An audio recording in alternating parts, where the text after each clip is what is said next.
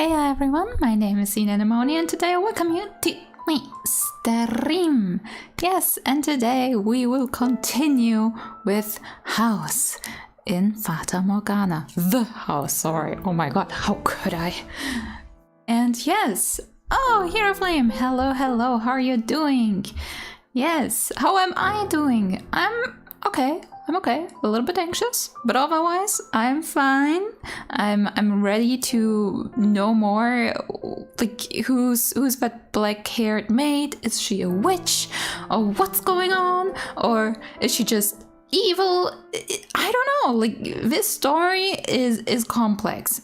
I know that, I knew that, but for some reason I didn't expect it to go that complex, I guess. So we would just continue. Where did we end it? Like last time, the daughter had her birthday, and during that birthday someone crashed in, and that was the white-haired girl, and the brother has a total crush on her, and she's like, bruh, like my father just died. And yeah, so it's interesting. I don't know what's going on. I think we need to go to enter the mansion. I hope. Not that I'm just like starting from the beginning now again. I hope not. Oh no, did I just start again? Ah! Ah! Oh no. I mean, they could be like continue. I'm scared. Does it look good? I don't know. There's... Fuck! I think I started again. No! No! Please just be like an intro which happens every time. Come on. It appears before you. Come on. Shit! The scuff already began. No, come on. Please, just go back. No. Okay.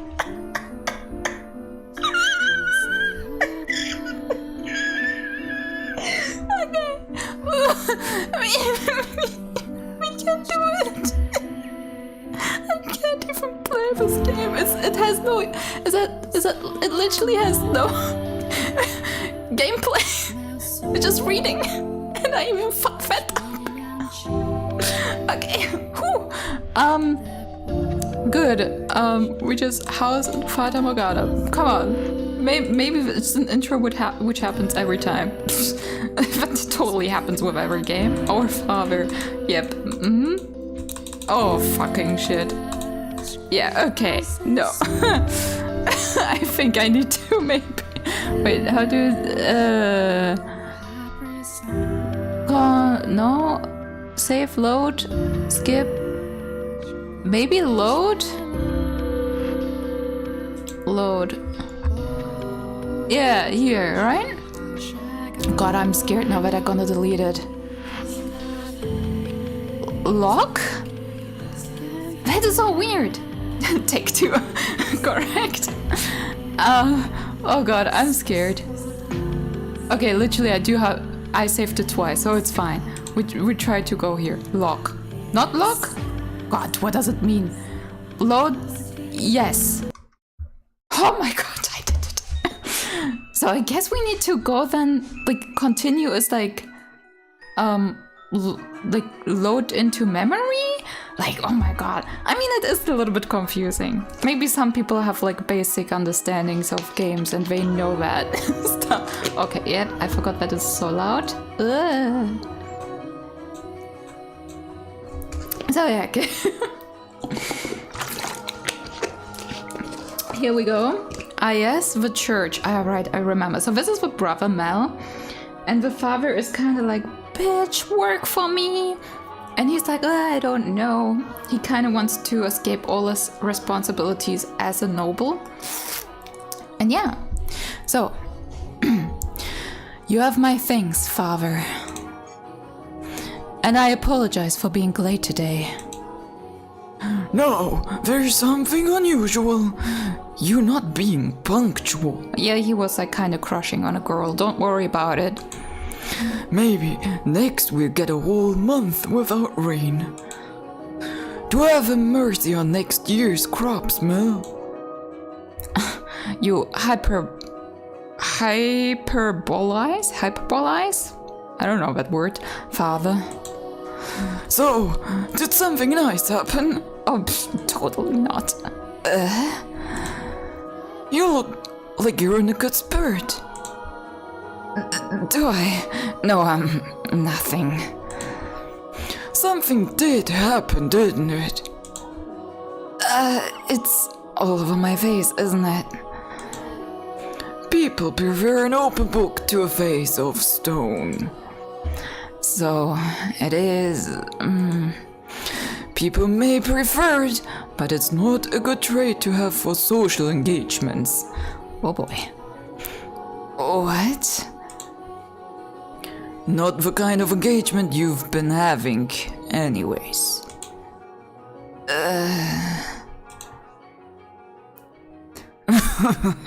I'm sorry, don't look so dejected. For now, at least, there's nothing wrong with that. So tell me, what has you in such a joyous mood, Mel?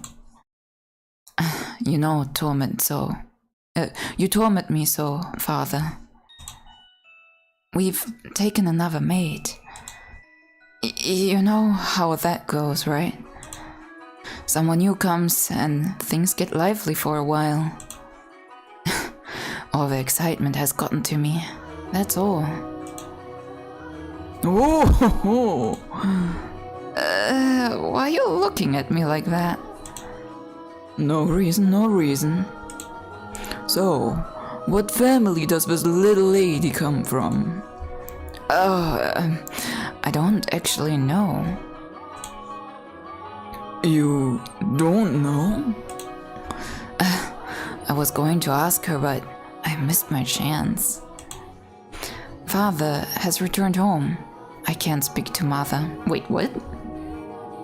Right, like I think he had a bad relationship with his mom, if I remember correctly. Oh, I see. She caught your eye, has she? What? No. Miss Game! Okay. Yeah, she has. But the truth is, you're more than just interested in her, are you not? What? No,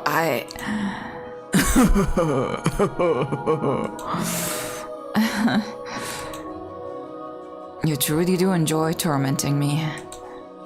Well, I should get home now. Mel, Yes? make certain you find out where she's from.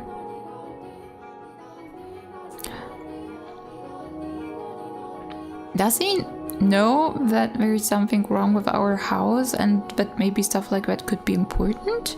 Or is he just kind of like, oh, like, if he finds someone, it has to be something like good? But I mean, if he would join the church, he most likely would not. This is also the question where it plays. It for a time, it kind of hinted it was the Renaissance in Italy. Now it's kind of London. Definitely past Shakespeare. Like, it's a little bit confusing. So, if he's Christian, he should not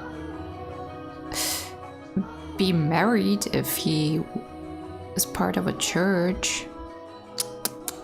Confusing. But I mean, he did not say that he certainly will join the church. So may the priest be like, oh, if this little dude decides to still study and, be a nobleman, then he definitely should find a wife or whatever. If you're generally interested in her, it's your responsibility to determine if she's actually suitable for you. thank you, and excuse me. He's like, fuck this shit, I'm out. I don't want to have like conversations like that with my priest. It doesn't matter if she's from an esteemed family or not. No. I'm not in love with her. I'm just interested. I mean, in love would be pretty extreme. You literally had like one awkward conversation. Oh my god, stop it, menu. This isn't love, no. This isn't love, no. It couldn't be. This is me we're talking about. I'm used to come be in love. Besides, I hardly even know her. Young sire. Oh no. Hey, young sir. Bless you, young sir. Alms for the poor. It's the same beggar as before. Is this the witch? I don't think he's moved since then. No, it's a he. Ugh, I don't know. Like, I mean, male witches probably also exist. I don't know. But he looks skinnier than last time. He's going to have trouble making through the summer. Isn't the summer actually easier than the winter? I should give him something while I still have a chance. Oof. Alms for the poor. Have mercy. Sorry, but this is all I have to give you. Thank you very much. Blessing upon you. May the Lord bless your soul, young sir. Thanks. Or, I mean, I'm not so sure, but like, I mean, they said that the, like, for example, like the white-haired girls also like really skinny and it seems like for a time like they had not as much food and stuff and some financial issues. Like, is it also that maybe, like, I was like, maybe he's the father of her, so maybe by helping him out we kind of like have like a good, we're on the good side of her, like, but I don't know. They said she's died. I mean, I think there was a gunshot or something. I feel bad for him, but that's just the way of the world. Yeah, world is not justice. Like, there's lots of, like, it's just not fair. Some people have it really hard, others have it definitely easier, and like in the life circumstances in which they were born in. Farewell.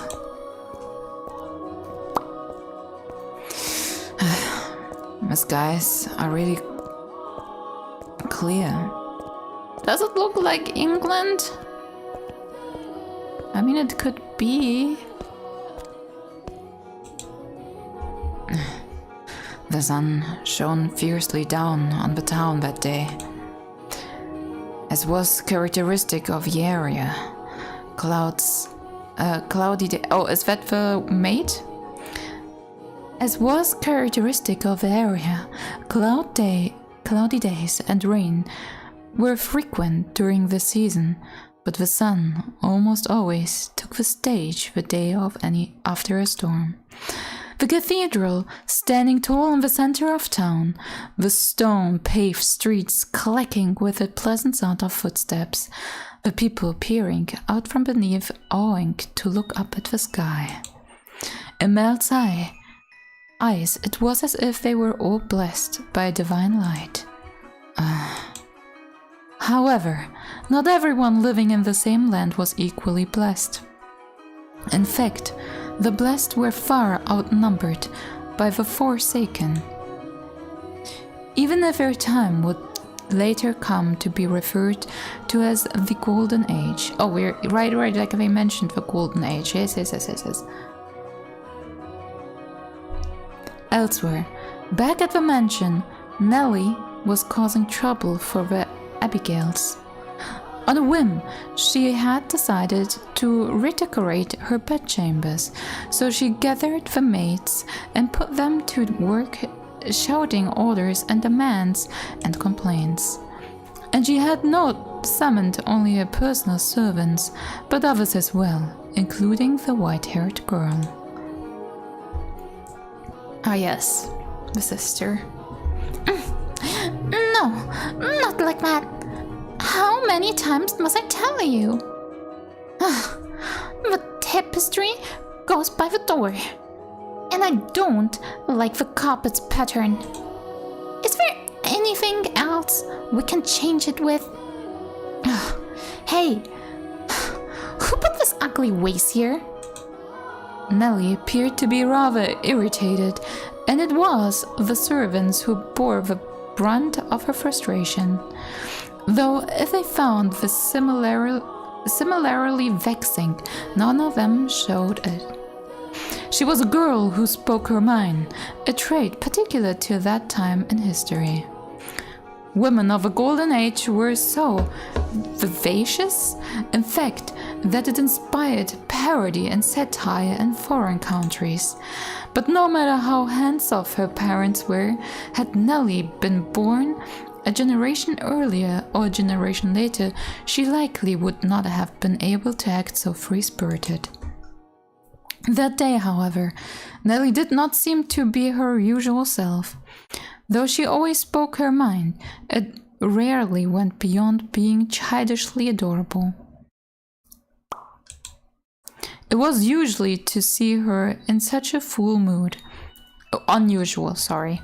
Not even a smile on her face. Get rid of it. The carpet, the chair, the desk, it's all so ugly. Don't we have anything better? If we don't, then order it. Have it made. You can't do that much, can't you? Hurry up, replace them. Having only arrived that morning, the white-haired girl was unsure what she's supposed to be doing, caught in the middle of a flurry of meine Güte. What is going on? You. I literally clicked nothing. I don't get it. Caught in the middle of a flurry of maids and furniture and fabric. She chased carefully, scrambling Abigail's with her eyes and made attempts to help, but not being familiar with her work, she only ended up getting in their way. She probably felt that everyone would be better off with her not in the room. So, when the maid ordered to get new furniture made their way out of Nellie's room, she attempted to follow them. You hold on a second. Yes, you have the white hair. However, Nellie stopped her before she could take her leave. What? The white-haired girl turned back, bewildered, to find Nellie smiling at her. The corners of her mouth turned up into a self-assured grin. There was no trace of timidity or uncertainty in her demeanor. Her flexed eyes seemed like they could look nice under the light of the sun. Almost the exact opposite of a white-haired girl. I wanted to talk to you, actually. But Mother never was one to share. I asked her to trade maids, but she wouldn't have it. Trade? You mean for... Which is why I decided to completely redecorate my room, because when I would need some extra hands. But why? Because Mother and Father refused to tell me anything. Why is that? Who are you exactly? Where did you come from? Tell me, what house are you from?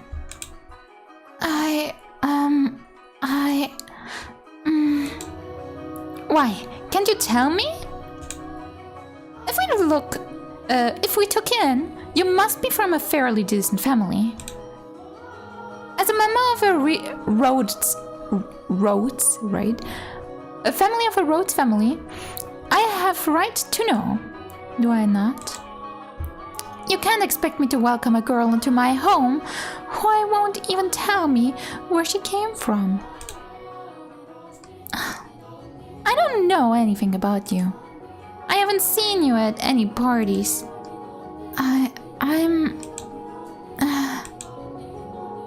I came from another country. Ooh. Another country? What country? Somewhere very, very far somewhere very, very far away. North of here? East, west, south? South. It's south of here. I crossed the seas to get here, which is why we have never met before. Okay. So they're in England. If we say now like they're in England. South. Well, that could be a lot of countries. How far did you have to travel then? How many times did the sun rise and how many stormy nights did you face? Innumerable days and nights we sailed, heading ever further north.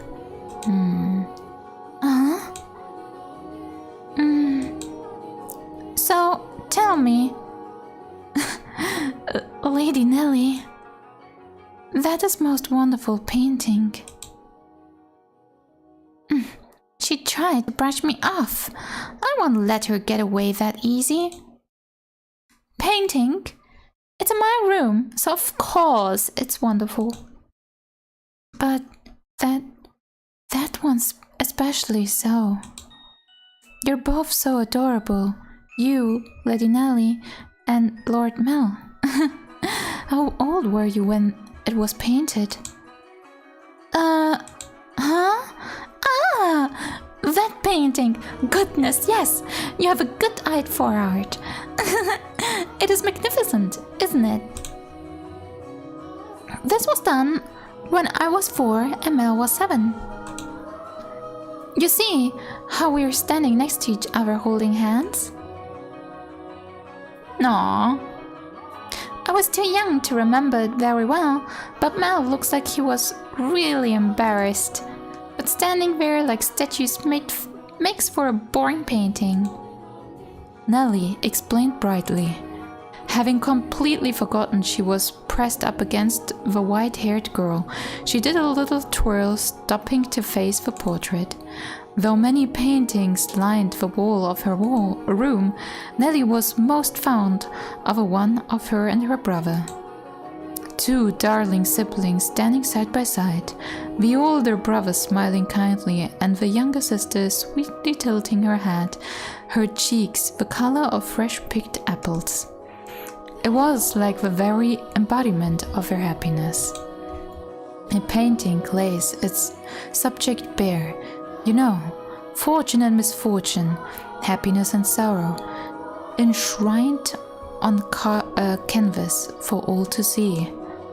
And this reflection is not merely limited to the point in time it was made either. Did you know, Master, that paintings are alive? Is it now lore, or are you just talking in metaphors? Is my mom coming? Or is she just moving? I don't know.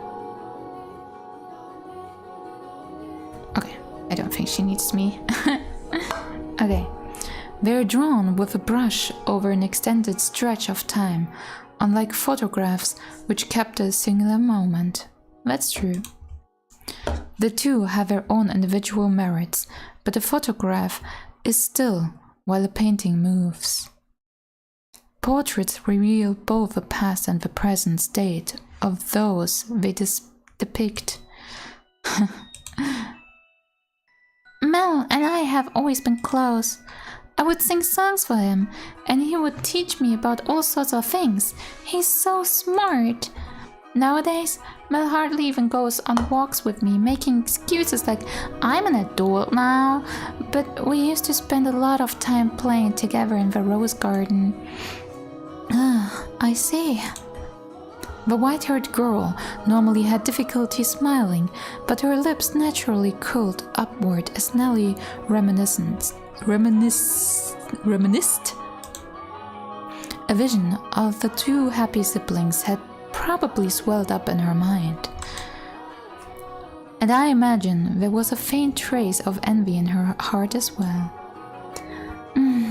Lady Nelly, you love Lord Mel quite deeply, I see. Yes, of course I do. Mel's smart, he's studious, and he's incredibly kind.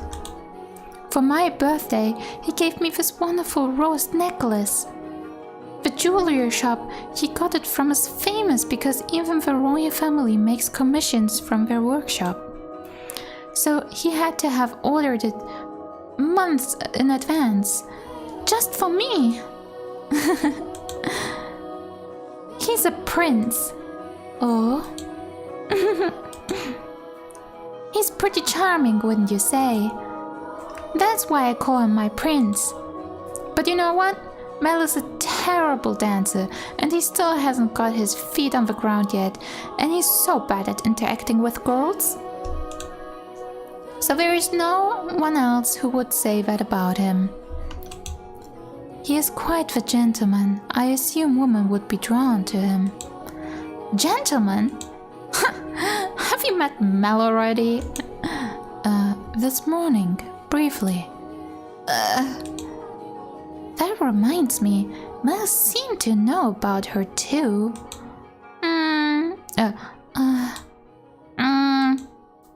What do you think about Mel? As I said, he's a gentleman. That's not what I mean. Don't think I'll let you get away with putting any funny ideas in his head. What? Mel is too trusting. He's pure of heart. He is pure of heart, so I won't stand for you trying to take advantage of him. I would never. So you say, but actually, you want to get closer to him. I wouldn't dream of it, Lady Nelly. He is a man far beyond my reach. You aren't planning on doing anything, are you? Not at all. And you don't have any romantic feelings for him, do you? What? Well, do you? I have no romantic feelings for him, Lady Nelly. And you won't develop any? I will not. And with that, Nelly gave a wide, satisfied grin.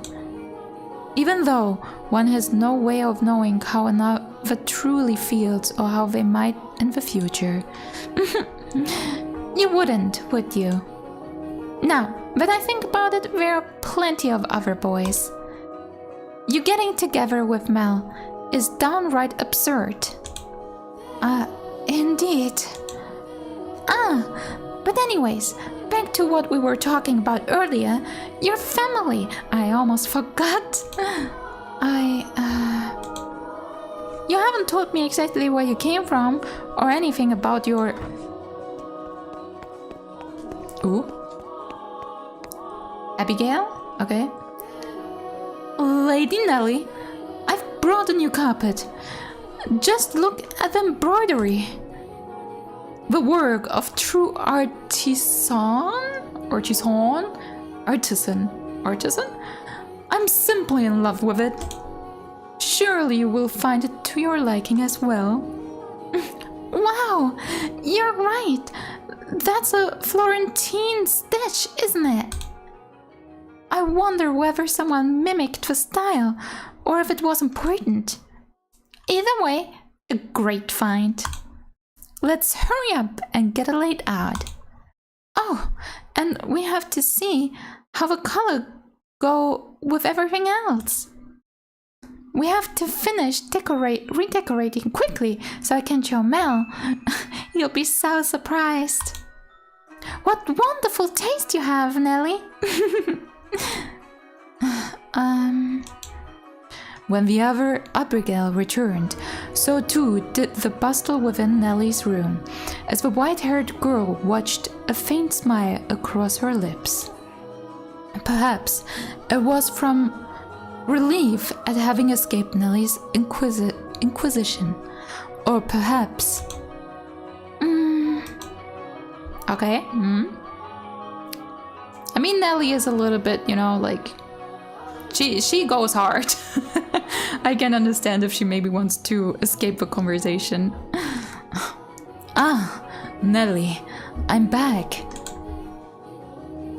Did you eat something you're not supposed to, dearest Mel? You're unusually cheerful. I'm the same as always. Anyway. Never mind that, dearest Mel. Take a look at my room. I redecorated today. So that's what you've been doing, hiding away in the house all day, Nelly? How is that any different than what you were doing? You were in the church all day. I guess. I will look at your room, I promise. But first, do you know where the new maid is? Now, don't get any strange ideas. I just haven't yet had the chance to introduce myself, and I thought I should, as a member of the family. Except you have, and I know it. Being the eldest son, it would be shameful if she were to pass me in the halls and not even knowing who I am, so... Don't ask me. What? But you were in the house all day. She attended to mother, so why would I know where she is? Though, she did help me redecorate my room. You made her help? That's work for the manservants. There was no reason to make the maids do it. Oh, so you're saying I should invite a bunch of men into my room? I go into your room all the time, Nelly, and you were in my bedchamber just this morning. Only one man is allowed in my bedroom, dearest Mel, and that is you. So unless you become a servant, which I will not stand for, I will not ask any of them for help. Oh, Nelly, you ought to be a little more... A little more what? If you're going to lecture me, I won't hear it. What I'm going to do with you, my little lady. What? What? Why are you looking at me like that? We talked about you, dearest Mel. And I'm not going to tell you what she said. About me? What did she say? Huh. Please, Nelly. She said... She said she had no romantic interest in you. Well, why did that even come up? Because we're both girls. We talk about things like what kind of boys we like and who's the most handsome. Why do you look so downtrodden, dearest Mel? Downtrodden? Sorry, I don't know. You look like a sad little boy who can't get his crutch to notice him. Because that's exactly what's happening. That face is unbecoming of a prince, Mel. Are you interested in her? That's strange. You haven't even met. I'm not. I'm just depressing. It's just depressing to find out that someone you've never even met doesn't like you. That's all. Oh boy.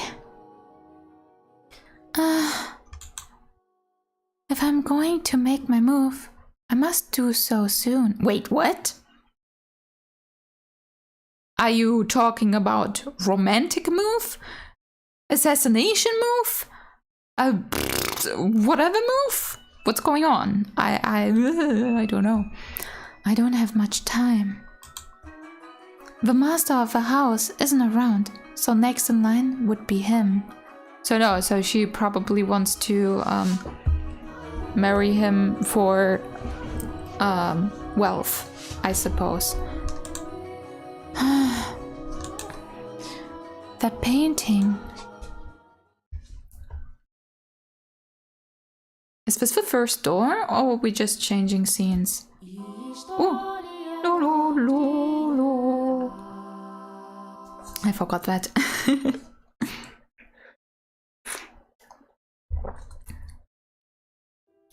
Despite this near devastation by Nellie's news, Mel's flexed eyes continued to wander in hopes of catching sight of a girl. By now, it should be quite obvious to you what Mel was feeling. But the boy himself was having difficulty comprehending the things going through his heart. Emotionally, he was horribly unstable, like a ship without a sail. And still, every time he spotted the white-haired girl, his heart would leap. His whole body jittered with anxiety and excitement. He had never felt anything like this before, and as such, he struggled to keep these strange emotions in check. Whenever he saw an opportunity, Mel would speak to the white-haired girl. And days he was unable to, he either spent in secluded silence or a distracted daze. Love is a curious thing. It has the power to change those who experience it. When he did manage to approach her, he tripped over his tongue. Again and again he talked to her, and again he stumbled. I imagine if you were to take him to see a romance at the theater in his present state, he would cry just as much as little Nellie. We cry at tragedies because we draw parallels with our own lives. At least, that is what I think. Great tales of romance attain true gravity with the audience only when they are personally familiar with love. In any event, the little-haired girl was, as a result of this, visibly perturbed. She was delighted that he was being so kind to her, but confusion overpowered every other emotion. She appeared to be at a loss for what to do as he clumsily catapulted words and stared at her. But Mel did not back down, though he probably knew not what caused such fiery emotion to erupt from within his breasts. One's first love, in particular, tends to burn like a wildfire. Are you familiar with the sensation, Master? Oh?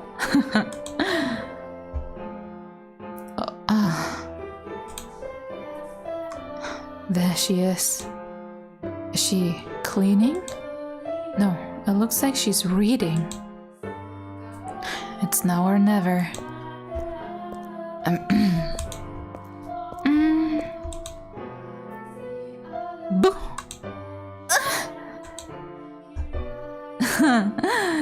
Sorry. I didn't mean to scare you. I mean, you did. Lord Mel. You were clearly meant to scare me. Because you just couldn't notice me. What are you reading? You looked pretty engrossed.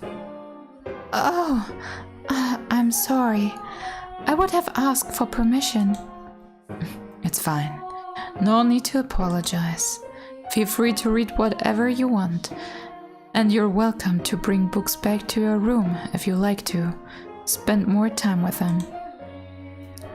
But I was just amazed that the mansion had a library. It must have been a lot of work to collect all these books. There are some pretty old books in here too. Your grandfather's? Some that he collected and some even older than that. Take a look at this. I think it's a diary, but it's not from this country. Or this century, for what that matter. Maybe a feudal lord? Feudal lord? I'm not too sure. Here, he's complaining about the quality of a harvest. Can this forsaken land only produce oversold grapes? Ah, have only the largest of the Barney? Or maybe Barnier? If only the largest of a Barnier estate were mine instead. The land there is much more suitable to cultivation. There you have it. You can read this, Lord Mel? More or less. I've looked over it several times already, so that wasn't too difficult. Why would such an old book be here? I'm not sure. It and all of this was already here when I moved into the mansion.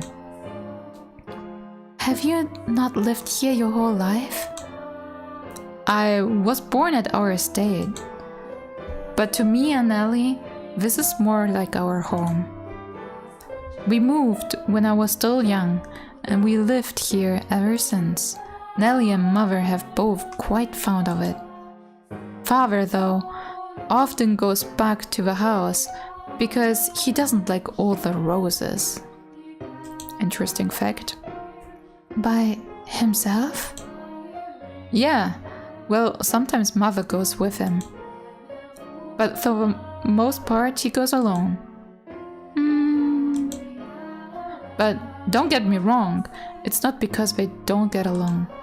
In fact, they act more like teenagers in love than grown adults. It almost makes me sick having to watch it. It is a wonderful thing to be so close, no matter how old they may be. True, but still. There are those in the world who cannot be with the ones they care for as much as they may wish. I'm sorry about that. That's right. The book. What were you reading? I wasn't exactly reading. I do not enjoy reading lots of text, so I was looking at the pictures. Is that so? You seem very cultured, so I thought you would be partial to reading. Perhaps you're actually more like Nellie, and eschew your studies? Yes. I wouldn't have guessed. But you like looking at pictures? I do. What exactly do you like? What? What do you enjoy doing?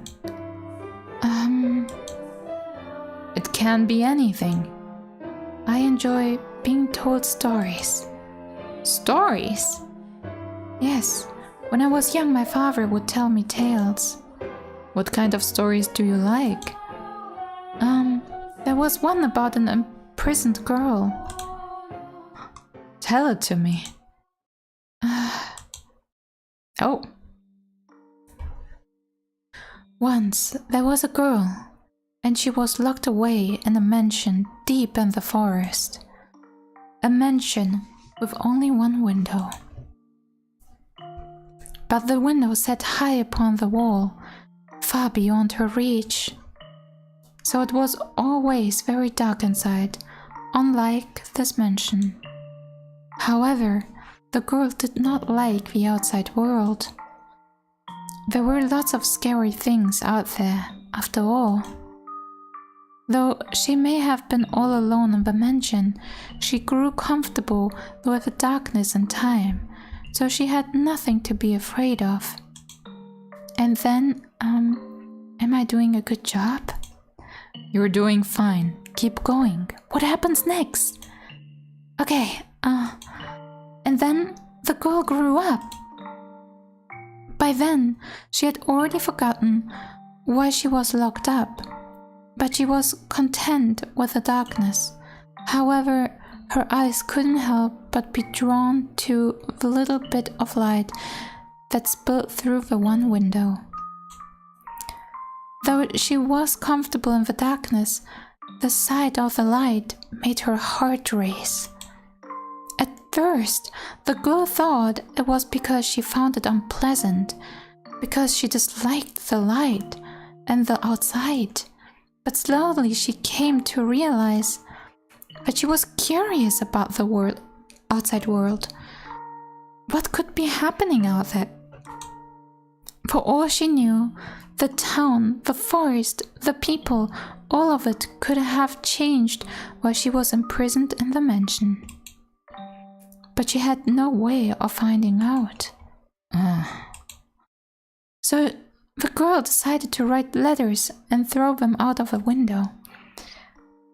That began as empty grasping became routine, continued for several months until she was finally ready to give up.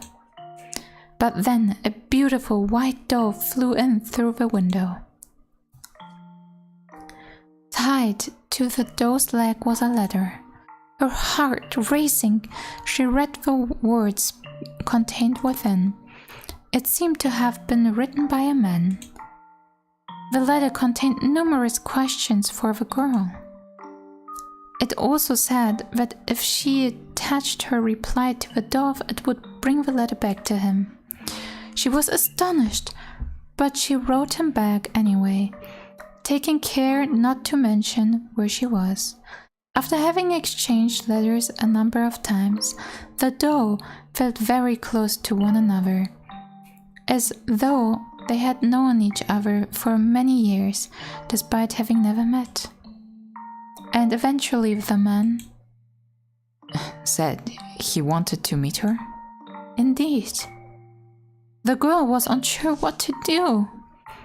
Should she tell him of how she lived? Should she reveal where she spent her days? She was afraid if she did, he would cease to send her letters.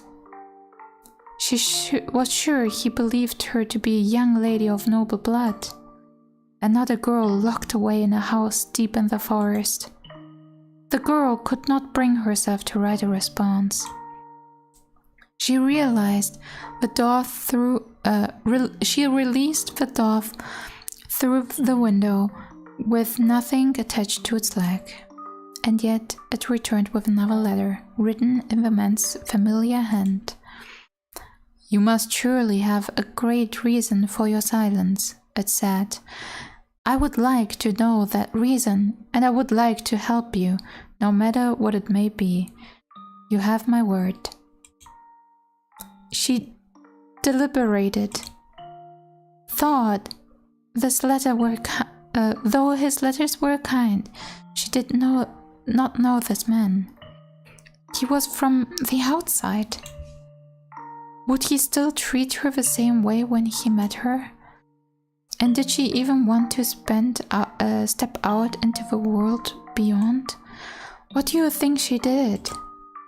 Wrote a letter and agreed to meet him, right? Yes, she did. The girl made up her mind. She would write a letter. As always, when she tied it to the dove's leg, it flew off out of the window. And for some time after that, she received no response from the man. This saddened her, but she thought it was for the best. She belonged in her own confined world, her world of darkness. But then one day, light shone into the mansion. The sealed door had been opened, and in the doorway stood a handsome young man.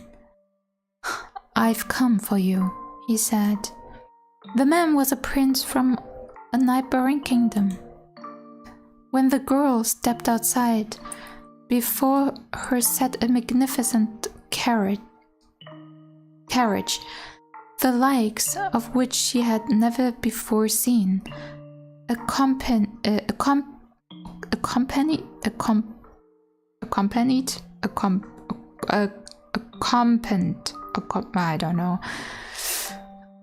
together by many servants. The prince, kind as the letters, swore his love to her. and the two lived happily ever after. Ah, what a nice story. I'm glad it had a happy ending. A prince. Was there something funny about the story? No. That's not why I'm laughing. Do you ever imagine what it would be like if a prince showed up for you? It doesn't have to be a real prince, even just someone like one. Is that something you dream about? Oh, no, I think I'm perhaps a little too old for that. You think so? Nellie still fantasizes about her prince, and she's 14. I just assume all girls were the same. Lady Nellie's prince. That's you, Lord Mel, no? What? Is it not? I mean, we used to play make-believe a lot when we were kids, but I very much doubt she still thinks of me that way in earnest. When she calls me her prince now, it's mostly in jest. If it weren't, that would be concerning. Oh? That story. Do you know if it's a religious tale? One that's been passed down through the ages? I am not sure. It could be very well be one of my father's own creations. You might think me conceited, but I think the story might be about me. The girl trapped in the mansion is you. You haven't been locked up anywhere before, have you? No, thankfully. I have never been locked up before. Thank goodness.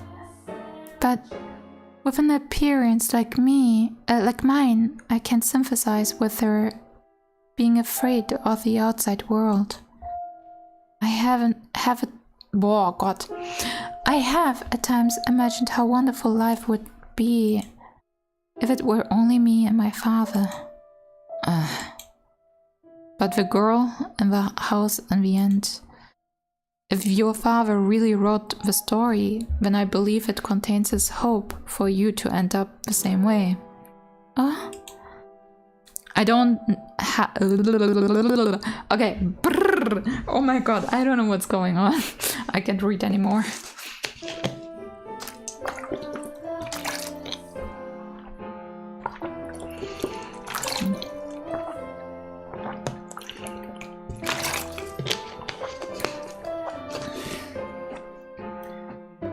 I don't know.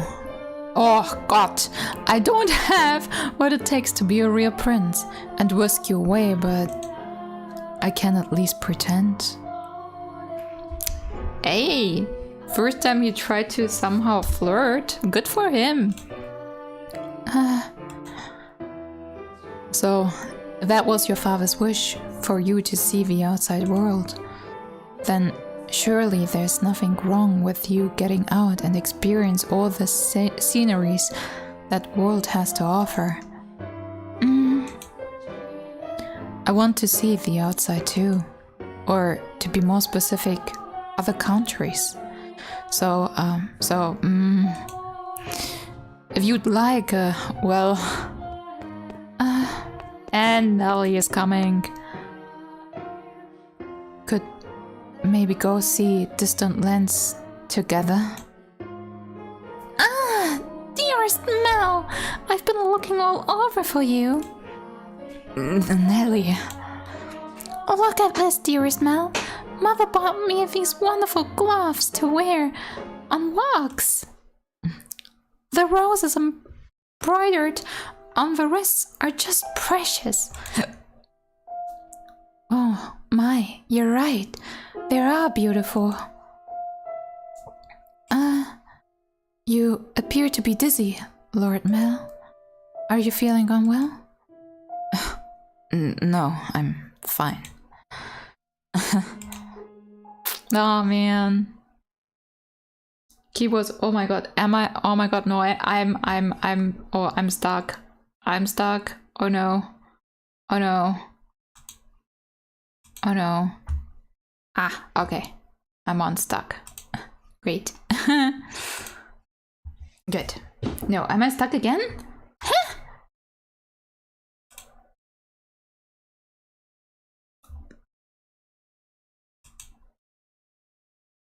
Is it working? Oh shit, it's continuing.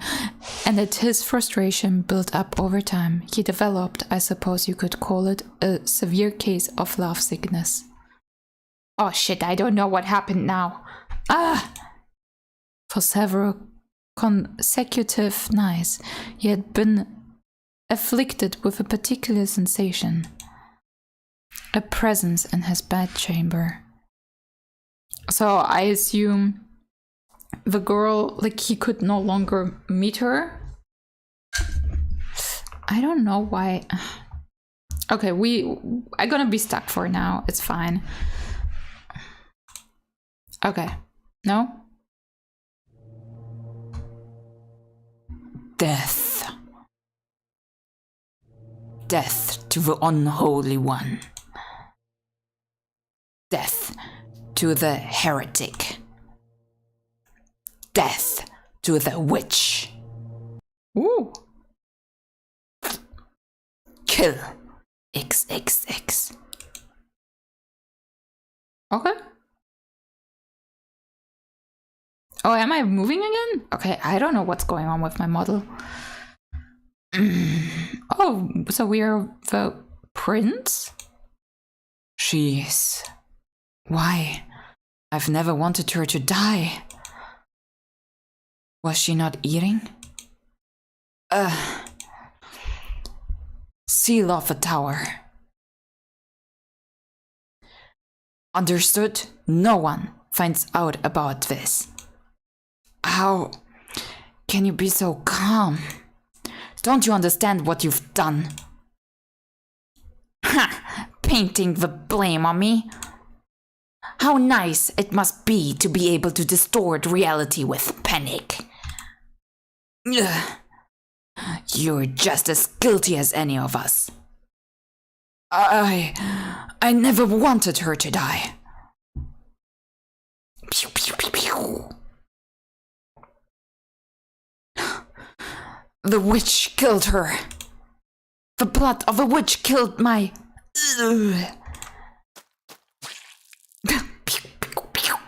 Nice.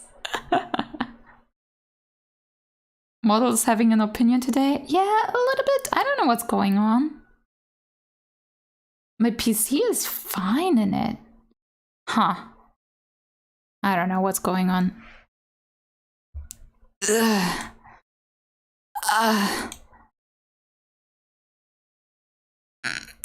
A dream? What was that dream? It was horribly unsettling. I was holding someone, a girl. I cared for dearly in my arm, and she was limp. It was almost as if she were dead. I've been having a lot of really upsetting dreams lately. I can't stop shaking. Why would I have such a dream? I feel sick. Back to sleep. But I wonder, who was that girl? I can sense someone standing beyond my door. Is someone there? It's like they're watching me. It's just my imagination. I can't move. What do you want? Go away.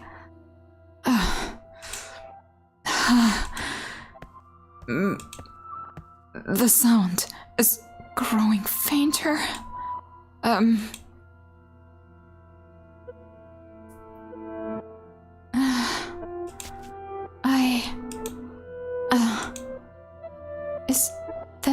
really what your story meant, Father. But such a magnificent garden. Something we could never have had. Are my intentions misguided? What a beautiful white rose.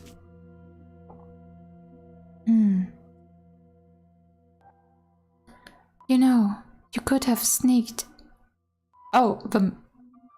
You could have sneaked into his room rather easily then. No one was watching. Wait, is she her father? Wait, what? What's going on?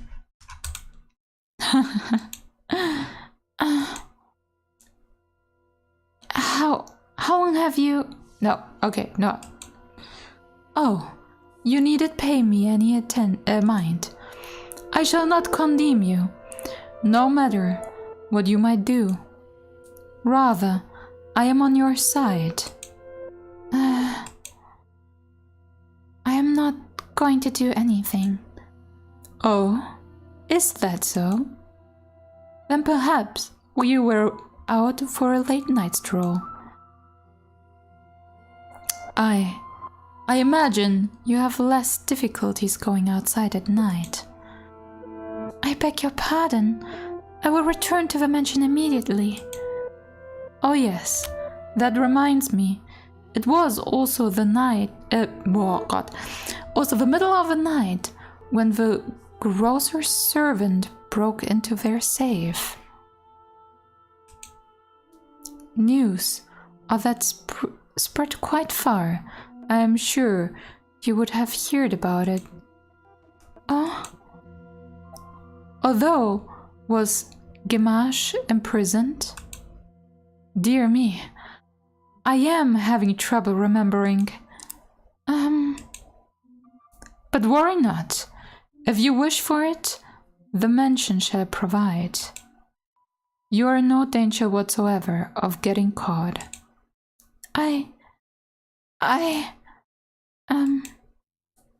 You said that a witch lives in the mansion, did you not? I did. Does that sound perhaps a bit archaic? Oh my god, I don't know that word. To you? No. I believe those rumors mockingly rather to me. Oh my. I have been accused of being a witch before. Which is assuming I don't have any magical powers. I simply have an unusual appearance. My, what a lovely shade of red. The rose! Is something the matter? This rose was white. Until I until I took it in my hand. Is that so? I apologize. I must sound mad. I'm sure I was just mistaken. I couldn't possibly have changed. I wonder. Yes? Did the girl locked in the mansion become a princess? What? We should look up and head to bed. Make sure all of the shutters are closed nice and tight. Then draw the bar on the front door. Okay, so it's obvious that the maid is obviously the witch. And she is on the side on the white-haired maid. And Zizzy, hello! I think it's your first time in chat? If not, I apologize, but I do not remember you. But yeah, hi! How you're doing? Do you know the game already? Like, I literally am so confused. That's all I can say. So I assume the beggar on the street was maybe the white-haired girl's father after all? I mean, I guessed so, but I was unsure. I don't know. Slowly but surely, time trekked onward, everyone working together their own individual goals.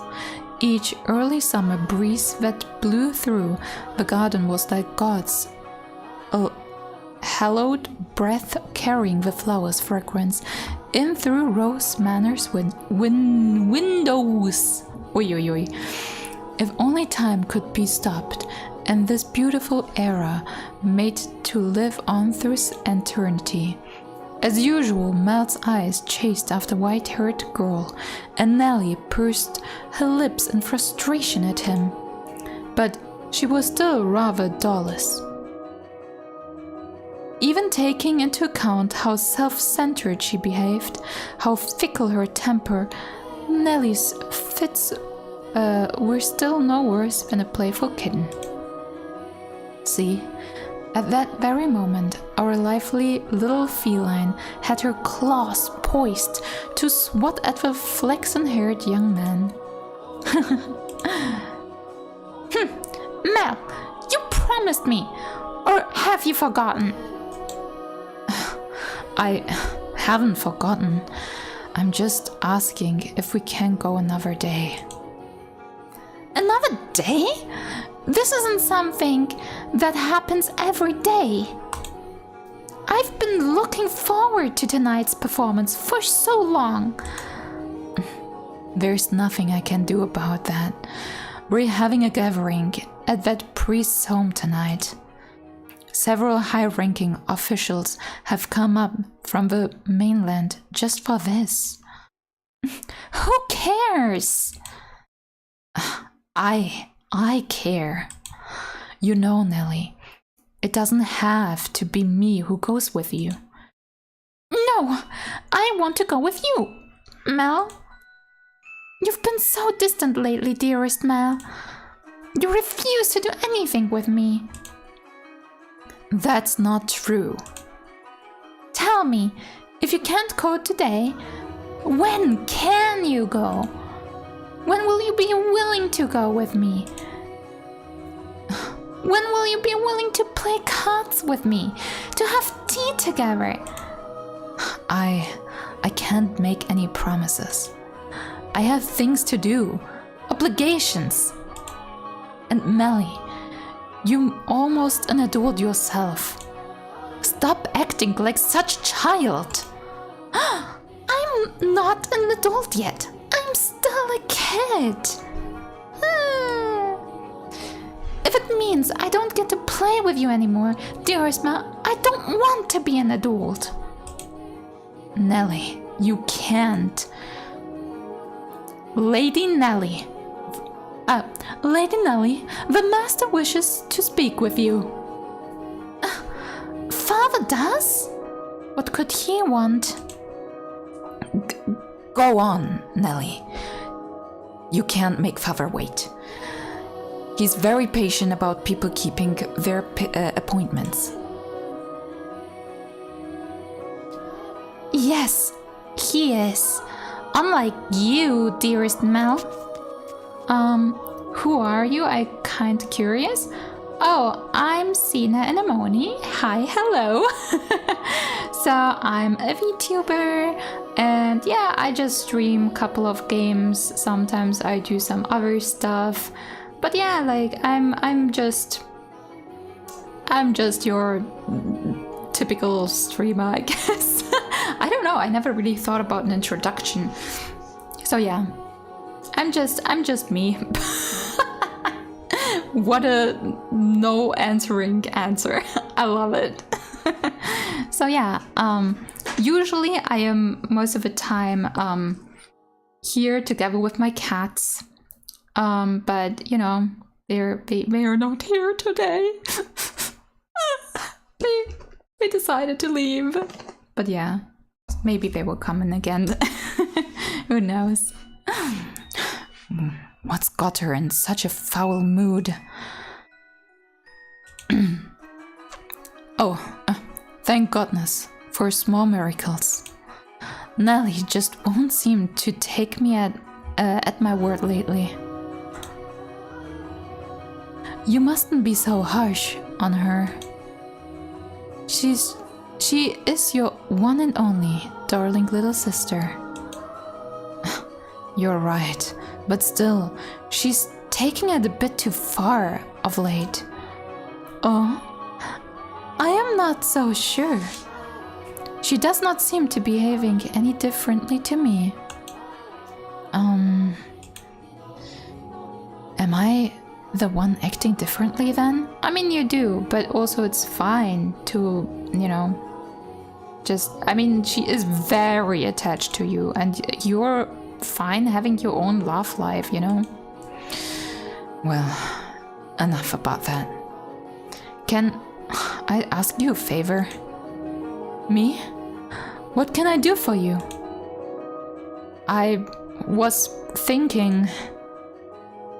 Physically, Mel was undeniably a young man, but the smirk that crossed his lips as he schemed gave his face the sweet look of a little boy. Or perhaps that was simply part of his charm, and it was not the age disparity, but his character that made his smile so heartwarming. What did he ask of me? You shall find out soon enough. Oh, we don't get to know? How rude. It's cloudy.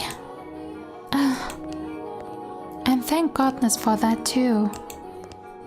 Though it should be even better. Right, wait. She had like the sun allergy, right? At least that she said. Though it should be even better. If it were even darker out. I believe the textile shop was around here. Ah. Hi there.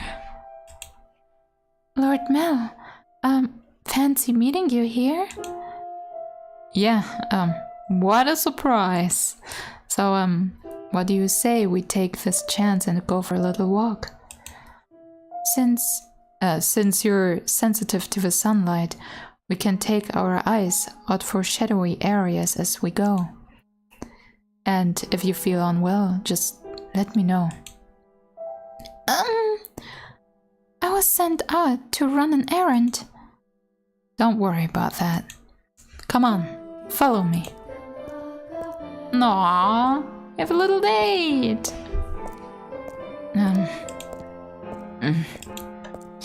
I'm sorry, I actually wasn't an accident that we crossed paths. Oh, really? I planned this out ahead of time, asked to have you sent out on a fake errand. It felt like I'm always on alert back at the mansion. Can't relax in my own house. It's actually kind of funny. Sorry, that was inappropriate of me. I just thought, since the sun mostly black out, it would be alright if... I'm feeling just fine.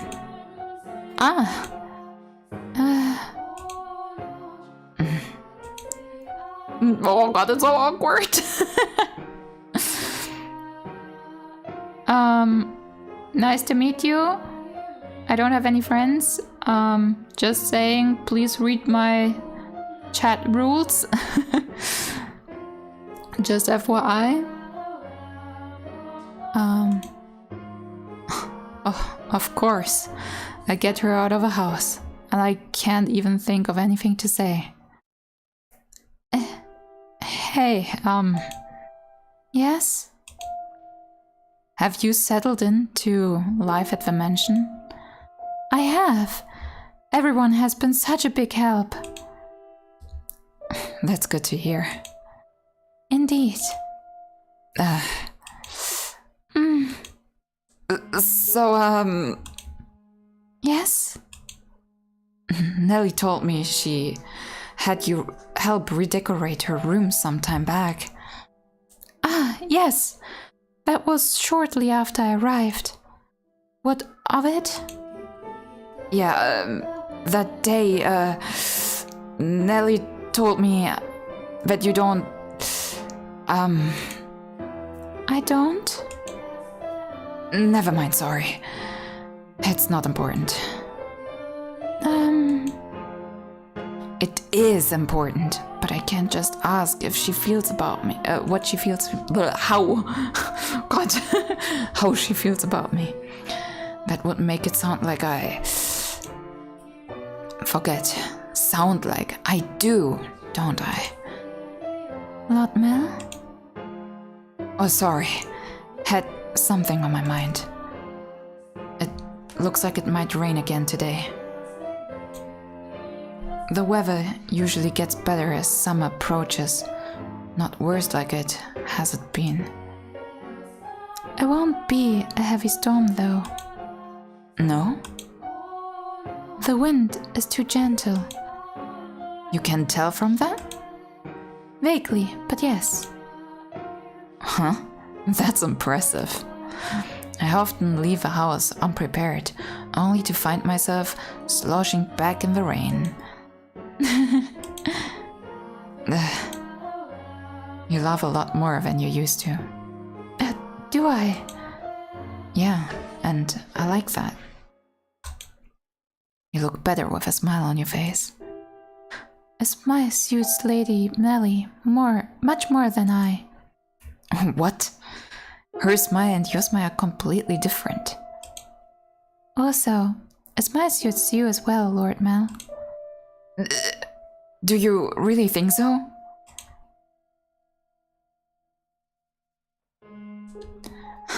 What am I supposed to do?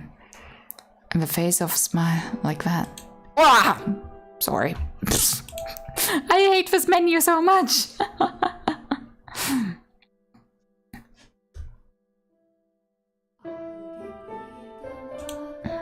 So, Yes?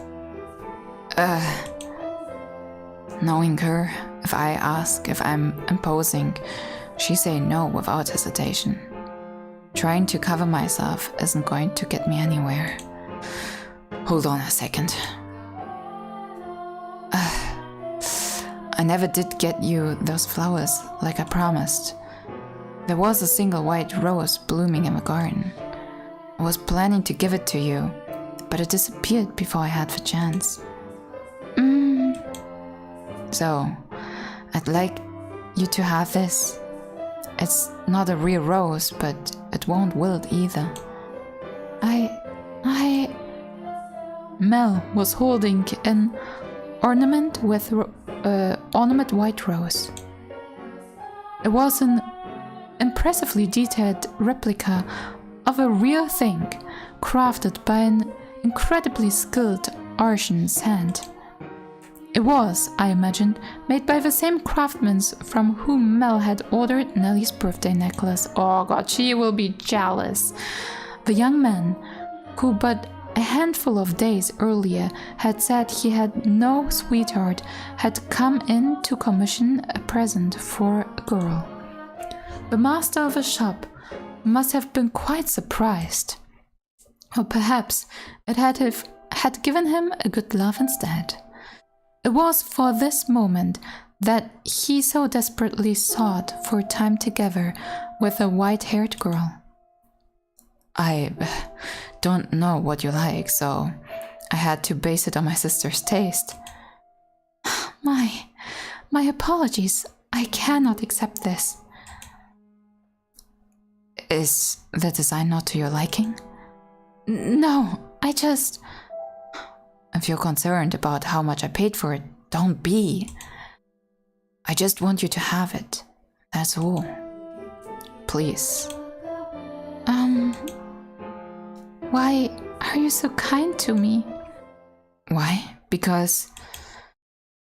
I'm sorry. I'm sorry. I can't accept it.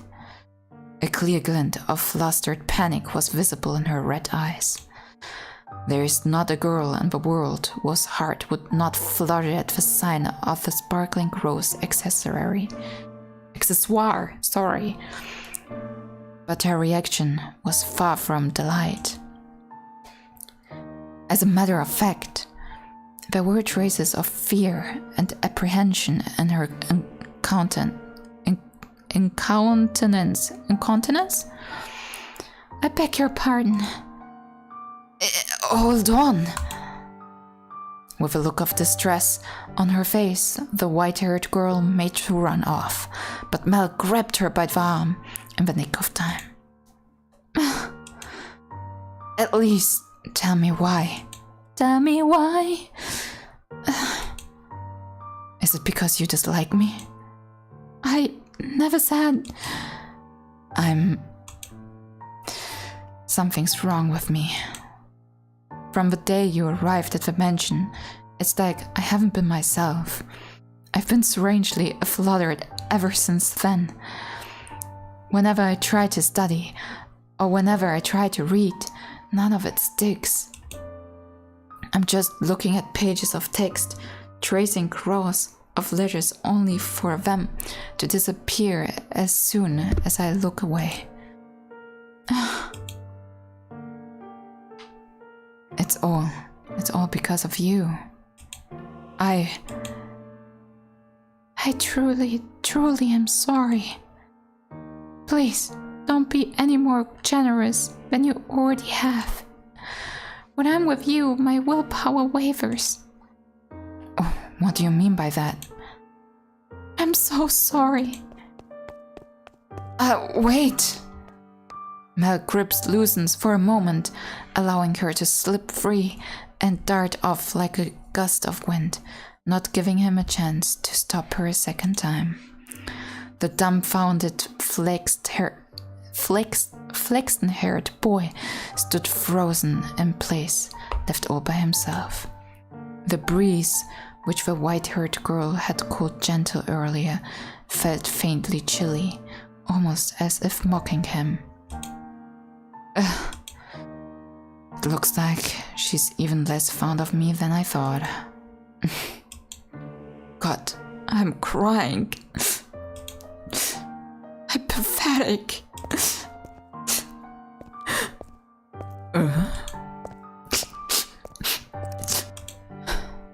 Well, if it isn't Mel, what might you be? Are you crying?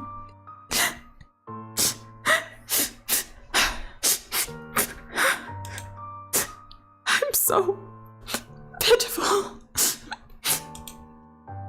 Sorry. You had to see this. Think nothing of it. I passed by a girl just a few moments ago. She appeared to be rather distressed as well. Did something happen between the two of you? I wasn't good enough, it seems. Not good enough? That was the you maid I was telling you about before. I was, like you said, Father, I was keen on her, quite enough to bring me to tears, like a miserable child.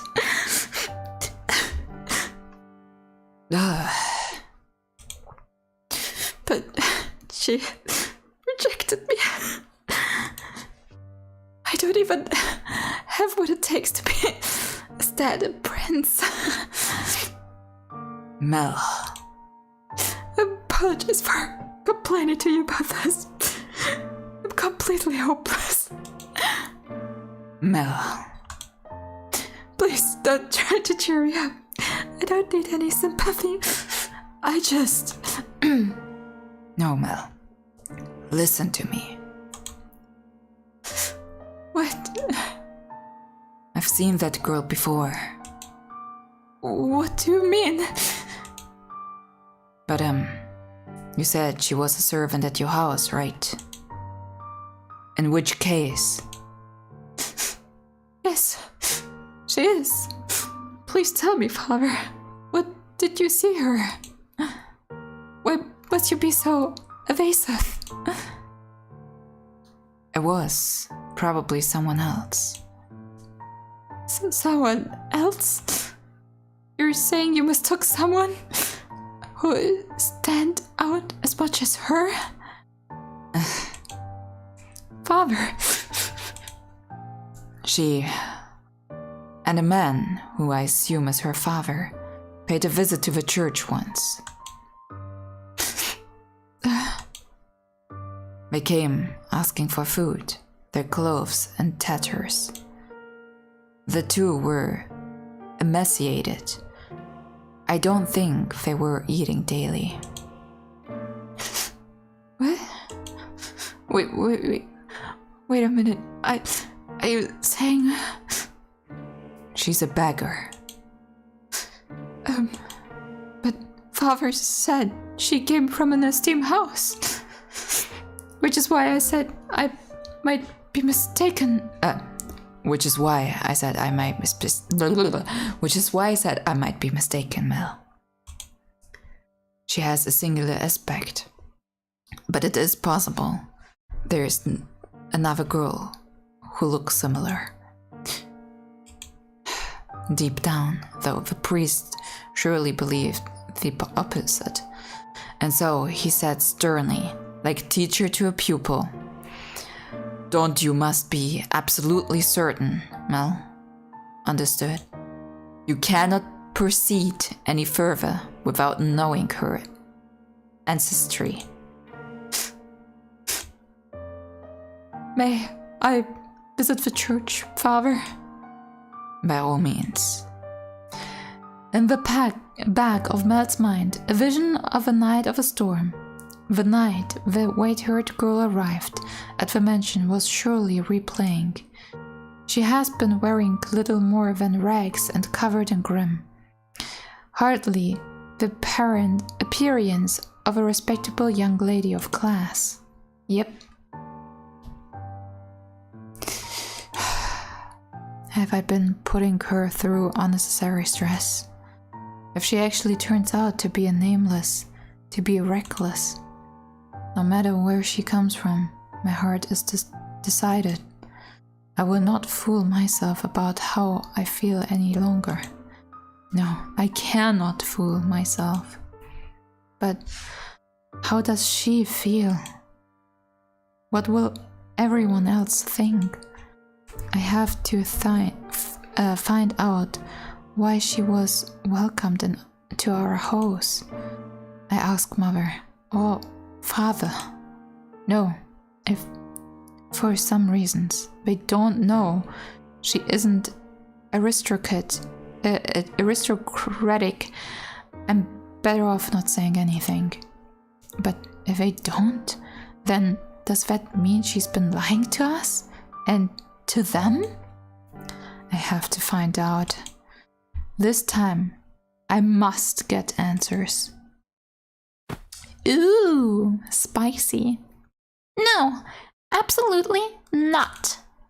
You come back and the first things you say is that? I hate you, Father. I will not stand for this. Ooh, probably marriage. Am I lagging again? Oh my god, what's going on with me today? It's always at these scenes. Huh, interesting.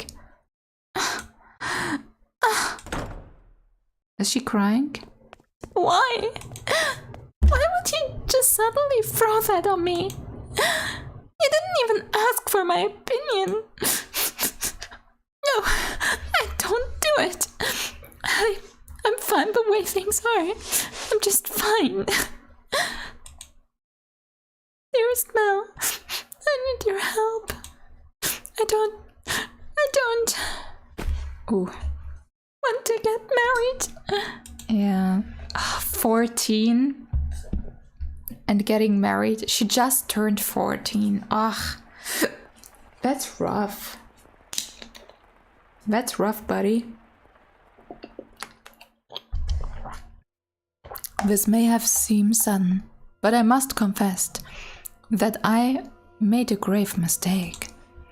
My transgression is that I was unable to completely predict where this path we were traveling led. My hands were full dealing with my immediate day-to-day tasks. So I could do not but pray there was happiness waiting in the future. Happiness for everyone who lived within Rose Manor. So even if she's a witch, she seems to truly care about the people who live there, and she wants happiness for them. But for some reasons, they're always like pretty much fated to misery.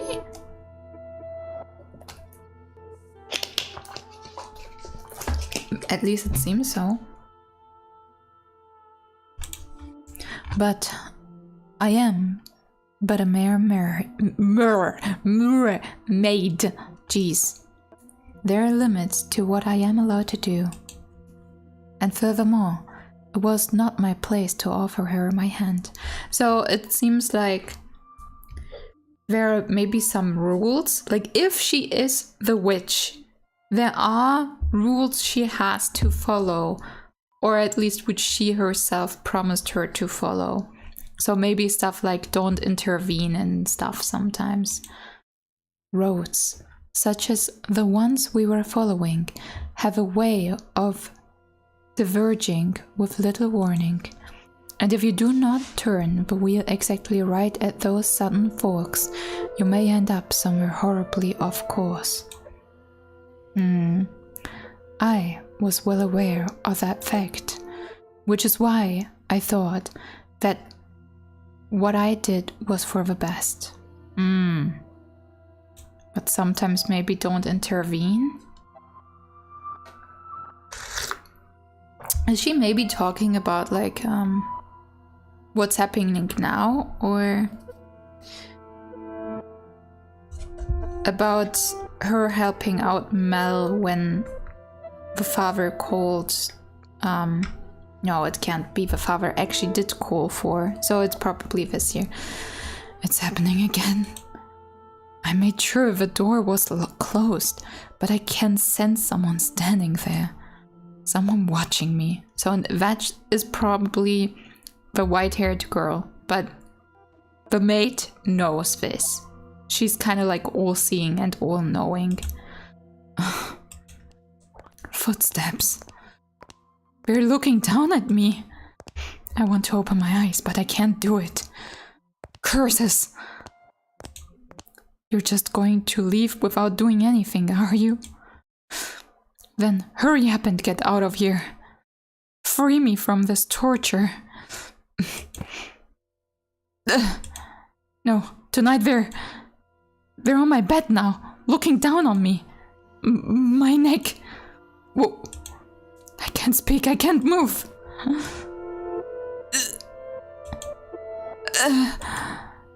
These cold fingers. That soft breath. Oh. Why? I can't move my body, but that's not important right now. All the flowers changed also to red, and they were before white. I mean, there was before something about like you have to kill XXX. Does she need to kill him? But I thought she was using him for wealth. Or is she trying to have like some schmixy time with him? You smell of roses. The scent of a world far removed from ours. He made to gasp at the sight before him, only to realize he could not. The pressure of her cold fingertips wrapped around his throat robbed him almost entirely of the ability to breathe. Why? He silently mouthed a word, but that moment, at least, her melancholic ruby eyes were focused wholly on the flaxen haired young man. In them glowed a faint flicker of willpower and a continuously burning agitation that roused her to action. Maybe she is the witch after all, and the maid is more like a mansion protector, guard. I told you to stop being so kind to me. So yeah, so she needs to kill him apparently. Why? It will be over soon. Please don't make any noise. Why? To put an end to this family. You are my only. Why? Are you shaking? What? Upon hearing Mel's words, the strength drained from her slender fingers. He had not been questioning why she would do such a thing. There was, of course, a trace of bewilderment visible in his eyes. But he did not shout, nor did he tremble in fear. He instead expressed concern for the young woman who looked like a cornered rabbit. I'm not shaking. You are. I can see it. As he slowly regained his breath, Mel's voice too grew clearer. Conversely, the red-eyed girl grew progressively more faint and raspy. You are not doing this because you genuinely want to. There's some other reason. That's what I desire. Have you been to my room before? You have. I'm sorry. Well, I'll be damned. Tell me, why are you shaking? You're not putting any pressure on my neck. Why haven't you run? Because I cannot fathom why you would do this. I'm not afraid. Do you hate me so deeply? You want me dead? Do you despise me to the point you would be willing to take my life with your own hands? No, I don't. See, like I said, there is another reason. If it isn't because you detest me, then tell me, why is it? I'm sorry. I will leave your room now. I will do my best not to bother you any further. So please, forget anything ever happened. Do you think I'm just going to say okay and let you go? Why can't you tell me the reason? I'm sorry. Alright, then I try and guess. What? It has something to do with your lineage. You're troubled by it somehow. Am I right? I thought so. How do you know about that? The priest at the church told me he had seen you before. He also told me a little about your origin. But that's all I know. The only difference between us is social rank. I don't know what would cause you to do this. Please tell me who you really are. Tell me why you came to the mansion and why Father allowed you to be a maid. I haven't said anything to Mother or Father. If you're hiding the truth from them, they still don't know. But I want to. I won't get mad at you or have you punished. I'll even swear to God, if you'd like. I want to be the prince who whisked you away. I want to be like the prince who rescued the girl from the dark mansion and showed her the world. I know I'm not the dependable, but I want to help you. Why do you show me such compassion? Why do you treat me like this? I have my hands around your neck. Why? I thought it would be obvious. Or have I not expressed myself well enough? I love you. Every time you push away, it crushes me. I didn't even know my heart could feel such distress. If you dislike me, and I don't want to be with me, then, well, I just have to live with that, as much as it may hurt. But if you have some other reason, some weight on your shoulders that you can't share with someone else, tell me. I want to help you. There are other options, things we can do about your... No, that's not it. Huh? I've tried to hate you so many times. So yes, there's more to it than just social status.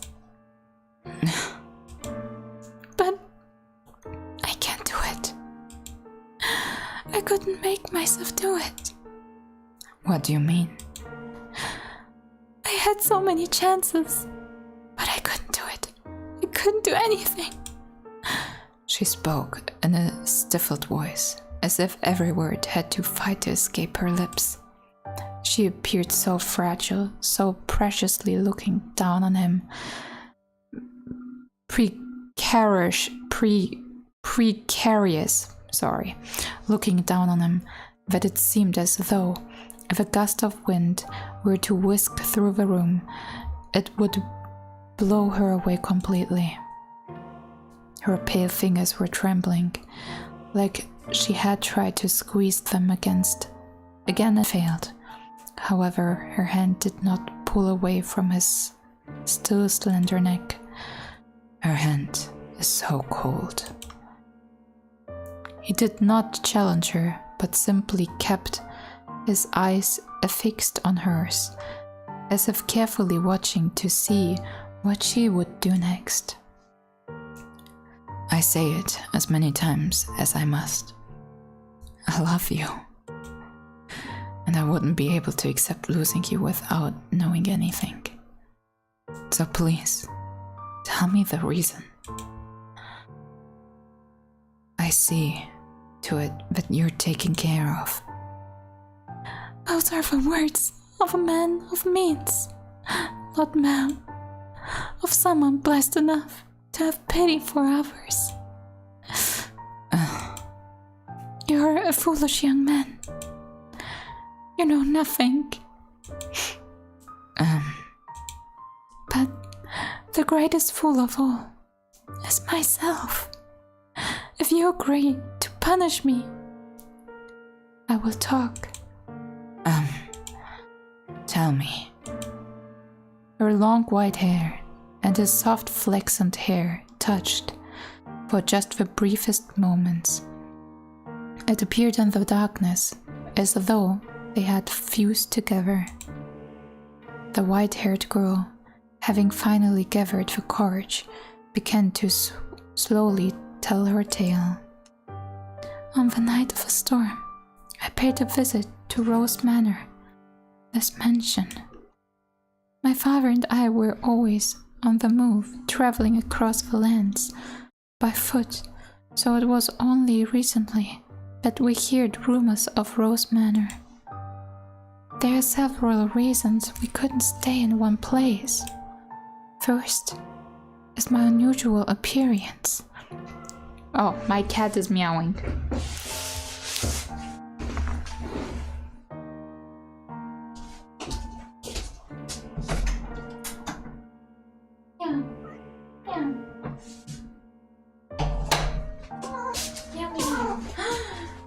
should I sit now? Where should I sit now? Yo.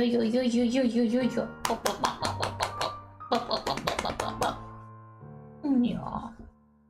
You cute little kitty cat. Bloop.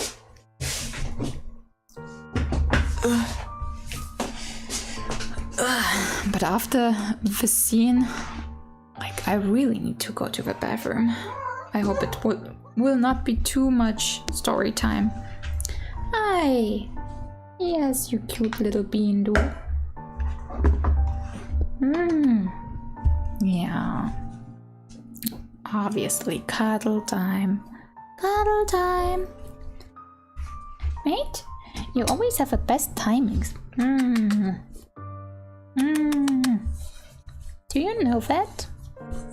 Always the best timings. Always the best timings. Best timings, best timings. Yeah. Yeah.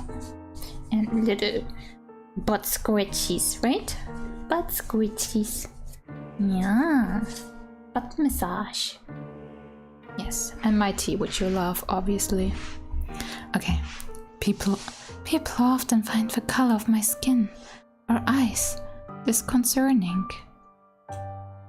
So after living in one place for long enough, unsettling rumors would begin to spread, forcing us to leave.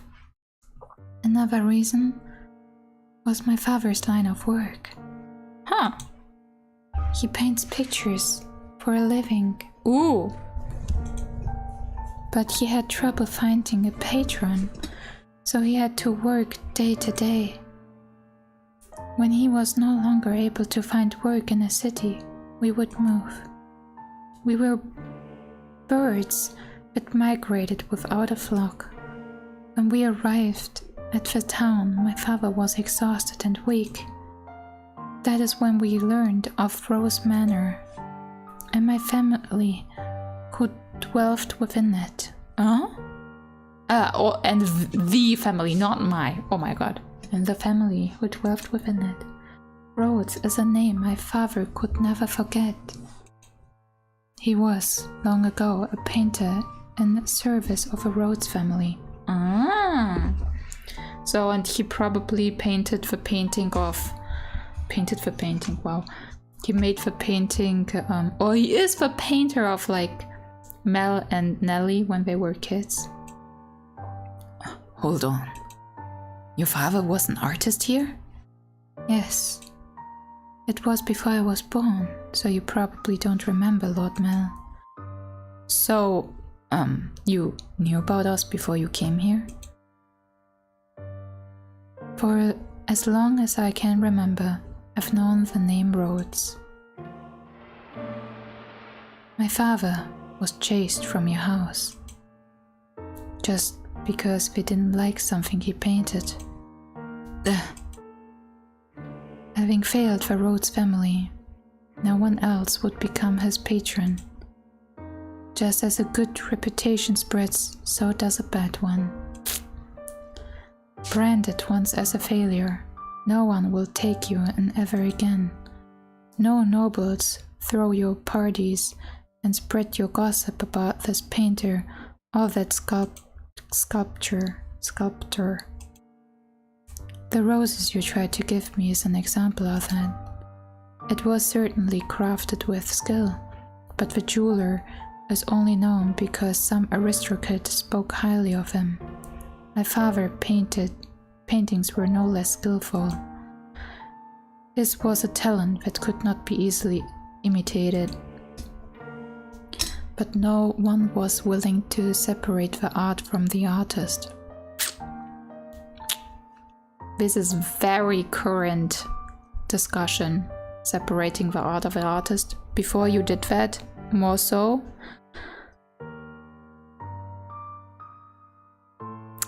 But nowadays, people say you should not. Right? The Rhodes family stole everything from my family. But even throughout onto the streets, his only skill was painting. That was all he could do to earn a living. What little money we had for food, he gave to me. He did anything he could to ensure my survival, even at the expense of his own well-being. My father passed away in this town. Yeah, we saw him, right? And we already said he would probably not survive the summer. Up until his last breath, he was only ever concerned about me. He held me in his arms and ran his fingers through my hair, and an apologetic look on his face. If I had a normal period, I'm sure life would have been much easier. He was always telling me how sorry he was for making life so hard, even though it's not his fault I look like this. I disdained the Rhodes family for putting my father through such hardship. I imagine you were still living in decadence, acting as though nothing had ever happened.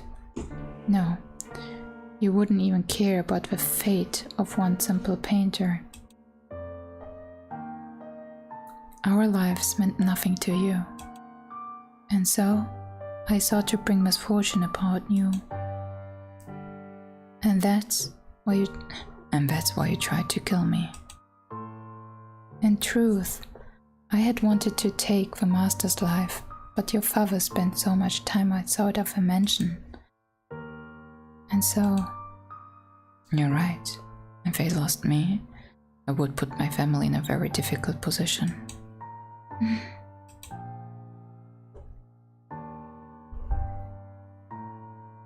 That is the whole of my tale. You know about my father and how I feel about you. Having... Aua! Was machst du? Was machst du, Kind? Was machst du, Kind? Huh? Sorry, my child, my what is cat? My catty is doing little thingies, and she's hurting me with her claws.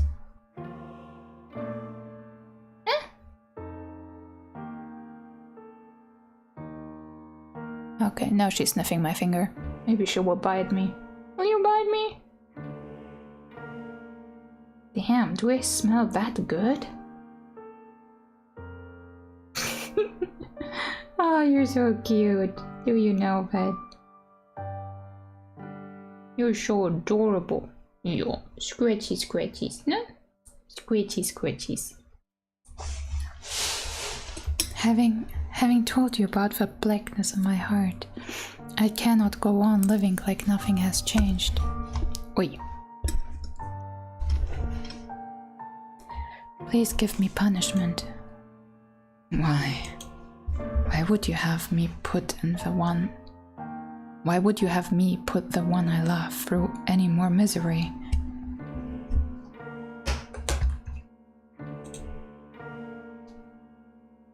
I am not fit for your affection.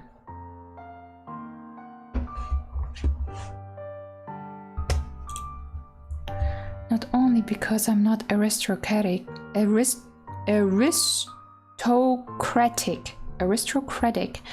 but because every time I spoke with you, I did so holding this darkness in my heart. Does that not unnerve you? In the end, it was my family's actions that caused you so much suffering. Would that your father were still alive, perhaps I could have done something. I'm sorry.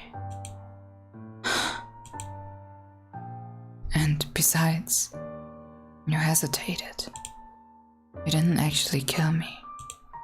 What I might even to punish you for. As you said, you had countless opportunities, but you could not bring yourself to do it. Tell me, why couldn't you kill me? Because If it's because I've given you enough reasons, to have even the slightest bit of interest in me.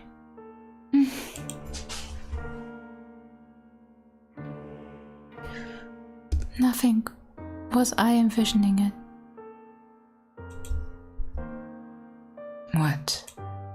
I assumed the residents of Rose Manor would be cold, people who believed that wealth and rank mattered above all. But on the night of a storm, the mistress was the first one to extend her hand to me.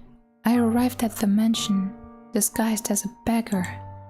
Actually, disguised is not the right word. As many nights I only survived on the generosity of others. The mistress did not send me away when she saw me. Quite the opposite. She took me in as a servant. So it was Mother's doing. I could scarcely believe she would invite a stranger into her house, that she would treat a stranger with such compassion. I thought perhaps she knew who my father was. But I had never met any of you before, so she must simply be kind-hearted, that kind-hearted a woman. And the mistress continued to treat me with kindness, despite my disquieting appearance and the darkness in my heart. In time, I began to grow less and less sure of myself. Was what I meant to do truly right? Were the things I felt truly justified? But there was a certain fact that my father was here and that he had been chased out. So I decided I should take your life, to put an end to everything before I wavered any further.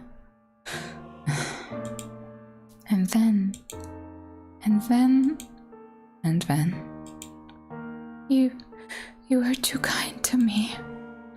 It's all your fault. Because you loved with such affection. Because you were kind. Give me smiles like that. Because you say the things you say. I'm sorry. No, don't apologize.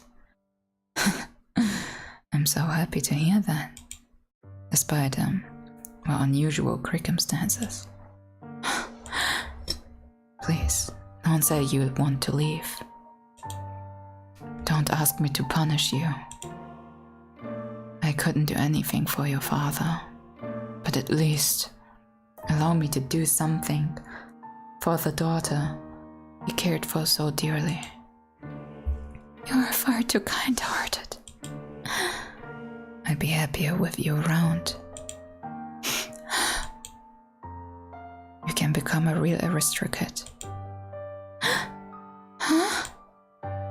There are families that would be willing to adopt you, especially knowing it would bring them ties to the Rhodes family in the near future. Are you saying... As long as you're okay with that, of course. I don't understand how you could possibly say that. I have my hands around your neck even as we speak. It seems reasonable enough to me. I'm desperately looking for some ways to not have to lose you. I couldn't know any etiquettes or social customs. How could I? You can learn all of that. You're pretty and naturally graceful. You'll do just fine.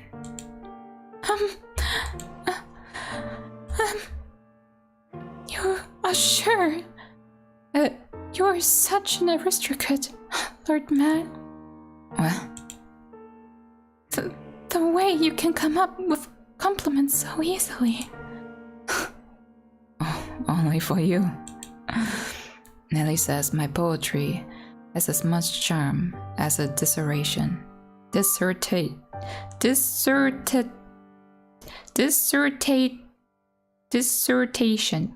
Yeah, whatever. I don't understand theater. It puts me to sleep. You laughed. Thank goodness. Keep smiling. You don't have to stop. A smile on your face is a smile on mine. No matter how deep the darkness has taken root in your heart, it can always be removed. I don't know about that. I believe people are capable of forgiving their own futures. People are capable of forging. I was already forgetting. Forgiving. Oh god, forging their own futures. What do you say? We go to the theater sometime. I promise I won't sleep through it. At the private theater, we can get seats at the far end of a second floor, so we don't have to stand. They would be pretty lavish seats, and it would give you a chance to experience the noble life. But please don't be shy. I have clothes prepared for you. I'll ask one of the maids who can keep a secret. Say, the one with black hair. She kind of scares me though. I don't know what I'm supposed to say. How could you show such compassion for me? I tried to inflict harm upon you. Am I allowed to feel such joy? For every day you suffered, a day of happiness. That's how it has to be. So stand by my side. He softly whispered the girl's name. For several long moments, her lips trembled in trepidation, but in time she squeezed them together and made a smile. He wrapped his arms around her unbelievably slender, frail frame, holding her tight in affectionate embrace. Mel approached me the next day. He explained to me the course of events and then asked me to dress her up more beautifully than any other noble girl had ever been. She was already a very pretty girl, so even without much effort on my part, simply putting her in a dress, she radiated beauty. I was quite partial to her smile, so I agreed to help, thinking that if it would lead to their happiness, I could not ask for anything more. So she helped in that part, keeping that secret. I never anticipated what would happen next though. Ooh! Perhaps my hopes were unreasonable after all. Okay. Interesting. Damn. But I'm kind of proud of myself that I put together that the beggar was the father of the white-haired girl. Oh, Arthur. That was the dude who she didn't like at her birthday. Oh no, she married to him, or is that her fiancé now? No, Melly. You love the theater, so don't look so cross. Nellie was out with a man other than her brother that evening. A rare sight indeed, and she was quite clearly in a full mood. I will not stand for this. That I should have to marry a man as disagreeable as Arthur. It's unthinkable. The young man at her side was Nellie's fiancé, selected by her parents. On any other occasion, she would have snubbed an invitation for any man who was not Mel, but she had little say in this matter. She was, for lack of better words, forced to go out with him. Oh, how furiously she had thought against it.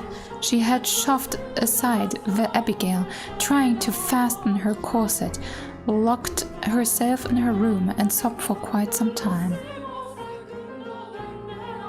Yeah, that's not nice. That's really not nice. Forced marriage? That's shit. It required the combined effort of several of us to get her ready and out the door for her date. Come on now. You should at least pretend you're enjoying goes off. Or do you want people to think we don't get along? Do we get along? Well, I want to. For what it's worth. What it's worth to you is my name, not me. Are you really going to be like that? I went out of my way to take you to your favorite play. The least you could do is be a little kinder to me. What was it called again? Romeo and Juliet. It's been running for 6 or 7 years now. Ooh, we have a specific time now also, okay. Huh. A family like yours or mine could pay to have a brand new script written. So why should we have to see an old play at old play, that's funny, at a theater full of commoners? It may be private, but even so, I would rather just have a show put on at my estate. Stop talking already. Why should I? Why should I have to marry someone like you? I have absolutely no desire to marry you. Whatever it takes, I will put a stop to this. I talked to my father, and many times as I must. Please, don't make such a scene. That's shameful. There are people around. Remember, you represent your family. Besides, our families are hardly strangers to one another. Try as you might, I doubt you can get rid of me. No matter what you say, you can't break this engagement. You don't? Your parents gave you too much freedom, and look at what a spoiled little girl you became because of it. Goodness, you're going to be quite the handful. Jeez. Oh, get off your high horse. No, you're the one on a high horse, Nelly. You're going to be my wife, and you could at least put some effort into liking me. What happens when I take you to a social engagement and you act like this? It's shameful to both of us. I mean, I understand where Arthur is coming from, but yeah. I mean, this is kind of also the first time we see them, how they interact with each other. Maybe he tried, but like, ugh. I imagine he's also spoiled, just saying. This coming from someone who used to call me Lady Nelly. What's your problem? When you choose to act like a lady, I gladly call you that again. Goodness gracious. Put yourself in my shoes for a second. I have to marry a bratty little girl because it will help my family. How dare you talk about me that way? You're a damned princess. Open your eyes. If you think talking to your father will get you out of this marriage, you're welcome to try. I doubt he'll have it though. Otherwise, you can just complain about it to your friends. She has no friends, I suppose. All right. As far as I'm aware, you don't have any friends. Enough. As you wish. This is so frustrating. Why should I have to listen to this jerk mock me? I have Mel. I mean, I understand that she's still 14, you know, and she has like a very strong attachment to him, and probably also like does not like, you know, that things are changing. But yeah, she's kind of like really obsessed with him, and I don't know if they are hinting at it that she actually has romantic feelings for Mel, or if it's really just, you know, but she adores them that much, you know. I know. If Fava won't listen to me, I asked Mel to talk to him. Mel will be able to convince him. Come on now. Your favorite play is about to start. Maybe you should face forward. Enjoy it while it lasts. You won't be able to talking down to me much longer. Oh god, I have like a really bad What? Oh, she sees now the white-haired girl and Mel. Ugh. Is that? Wait, Nelly. Get back here. What is that damn child's problem? I didn't give her permission to leave. Ugh. Okay, he's a little bit yikes, not gonna lie. Probably at the time, I don't know how they acted in the time, to be honest. Can't say. But like, yeah. Ugh. Father will be sure to hear about that. Like, he also does the father thing. He's like, oh my god, you want to talk to your father, but then himself doing it. Arthur, you are indeed a jerk. I cannot have the roads making any more of a fool of me.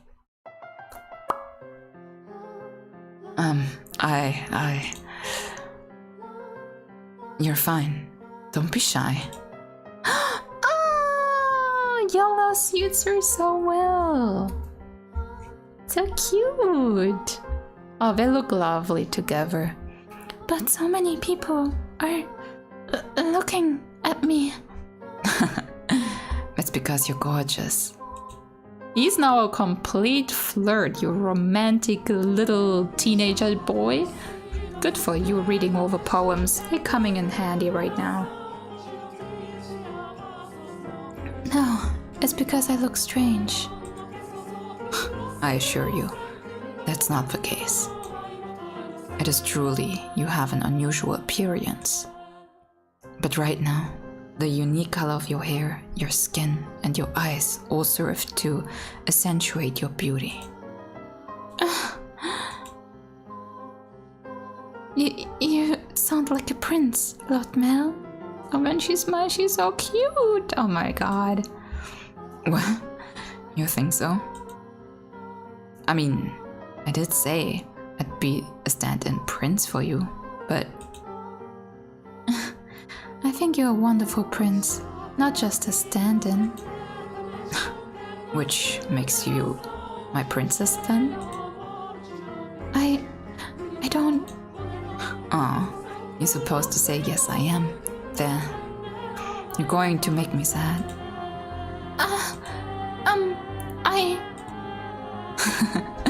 I guess I just have to keep working at it until you submit. Woof!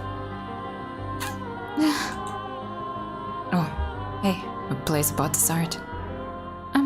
What am I supposed to be doing? Nothing in particular. Just sit back and enjoy the show. Oh, but there's one thing. Yes? If I start dozing off, could you maybe wake me up?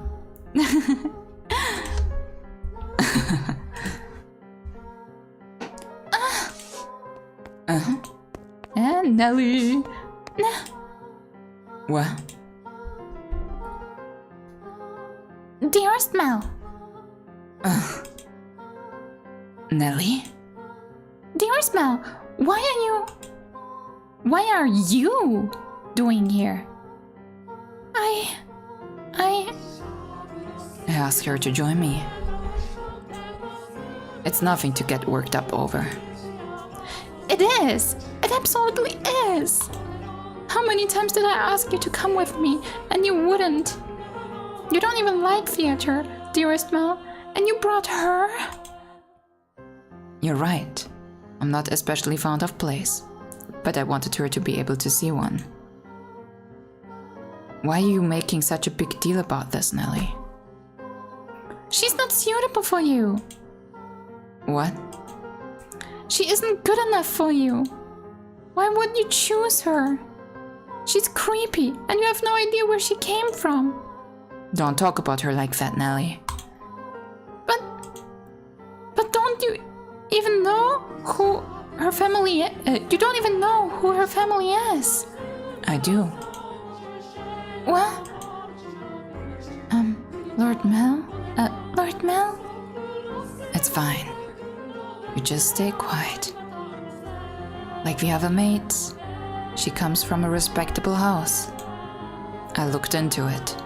However, circumstances prevent me from telling you what house that is. No, you're lying. That can't be. She doesn't act like a lady. She lacks etiquette, and she probably can't even dance. You expect me to believe someone like her is from a good house? Enough already, Nelly. Mel yelled at me. You have my word. You don't have to worry about her. So please, stay out of this, Nelly. It isn't any of your business. If I spend time with her, is it? But dearest Mel.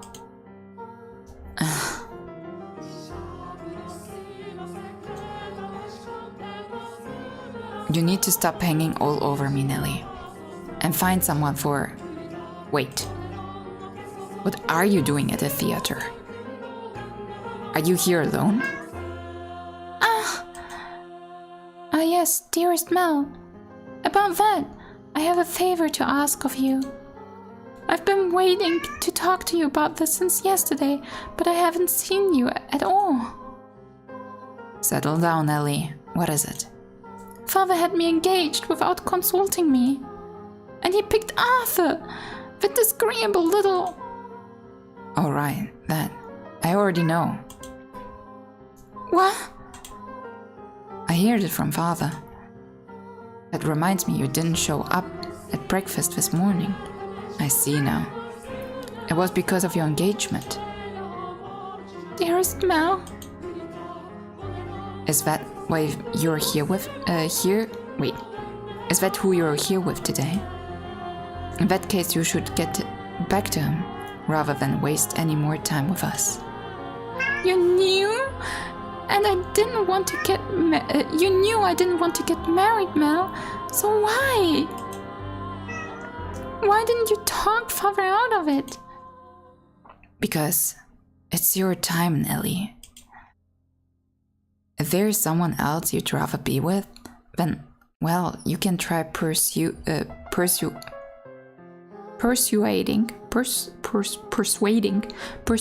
Father, but... You're the only prince for me, dearest Mel. And the prince always grants his princess's wishes, doesn't he? I just want you to say you'll do that for me, dearest Mel.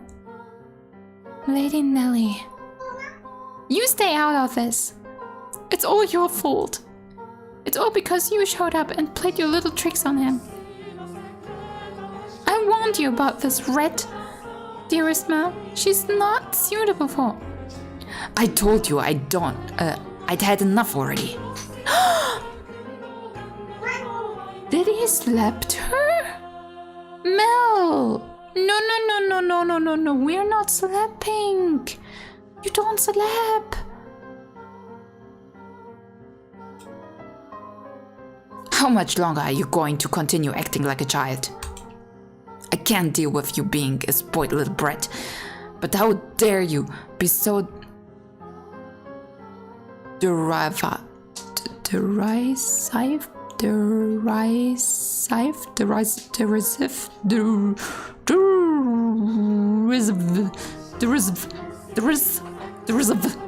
Oh God, I don't know. To someone else. No. Help me. Lord Mel. Go on. The show's about to start. People are giving us dirty looks. Return to your betrothed, now. I will apologize to him afterwards as well. You said you would always be by my side. But you would always be my prince.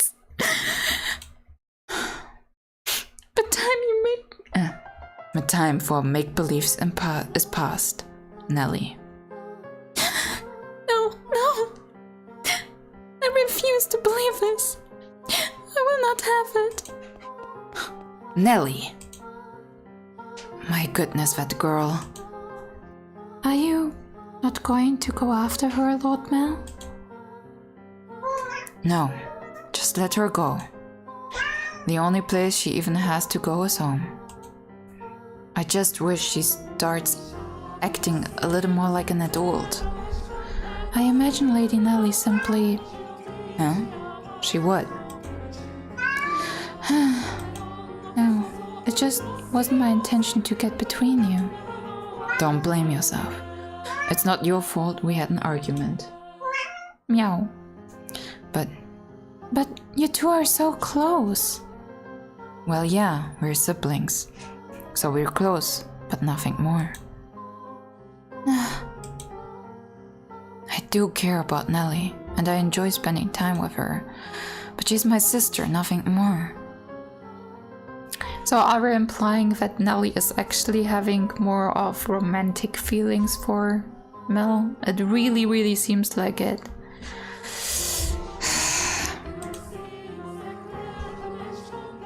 Anyways, sorry for making such a scene. No, I imagine she left her betrothed behind without saying anything, so I'm going to apologize to him. We have to keep up appearances. Stay here, I'll be right back. Very well.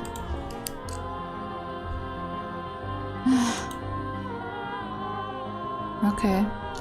I'm a little bit worried that maybe we're hinting at Romeo and Juliet a bit too often. Maybe the plot will play out a little bit like Romeo and Juliet. That is just kind of like my thought.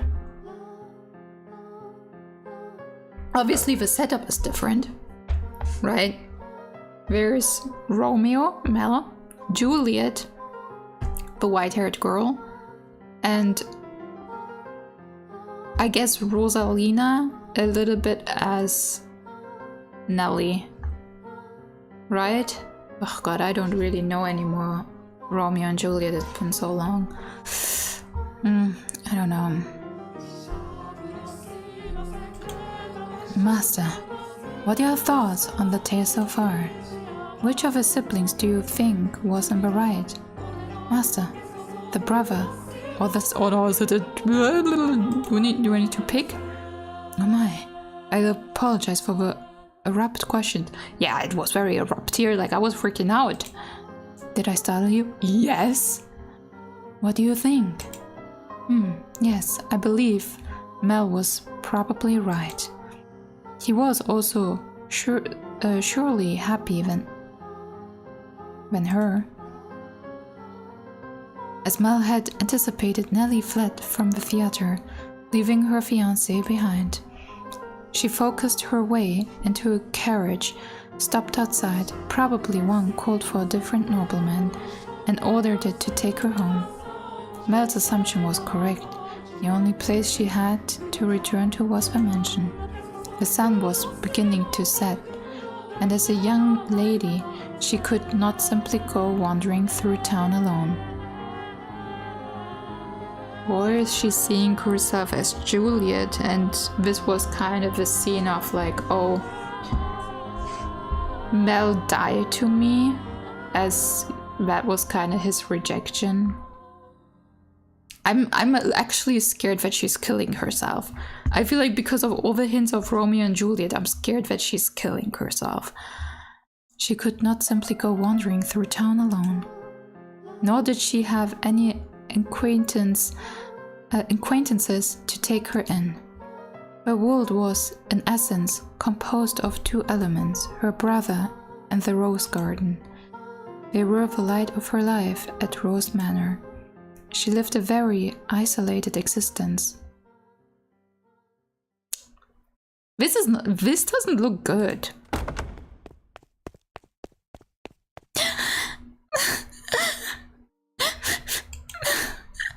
When she escaped back home, Nelly went straight to her room locked the door and began sobbing. The waves of her sorrow came crashing effortlessly over the leaf. Leaves? Don't know what that is.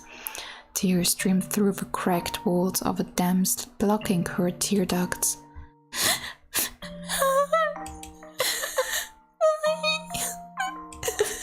Why won't you help me, Ma? Why won't you take my side? The door in her room appeared blurred through her damp eyes. Memories of a day she had it redecorated played back in her mind with crystal clarity. She told me she had no feelings for you. That liar! She let her emotions run while breaking glass craftworks, silver plates, designated by famous foreign artisans, flower vases, all sorts of things. It was as though a beast had been set loose in her bedchamber.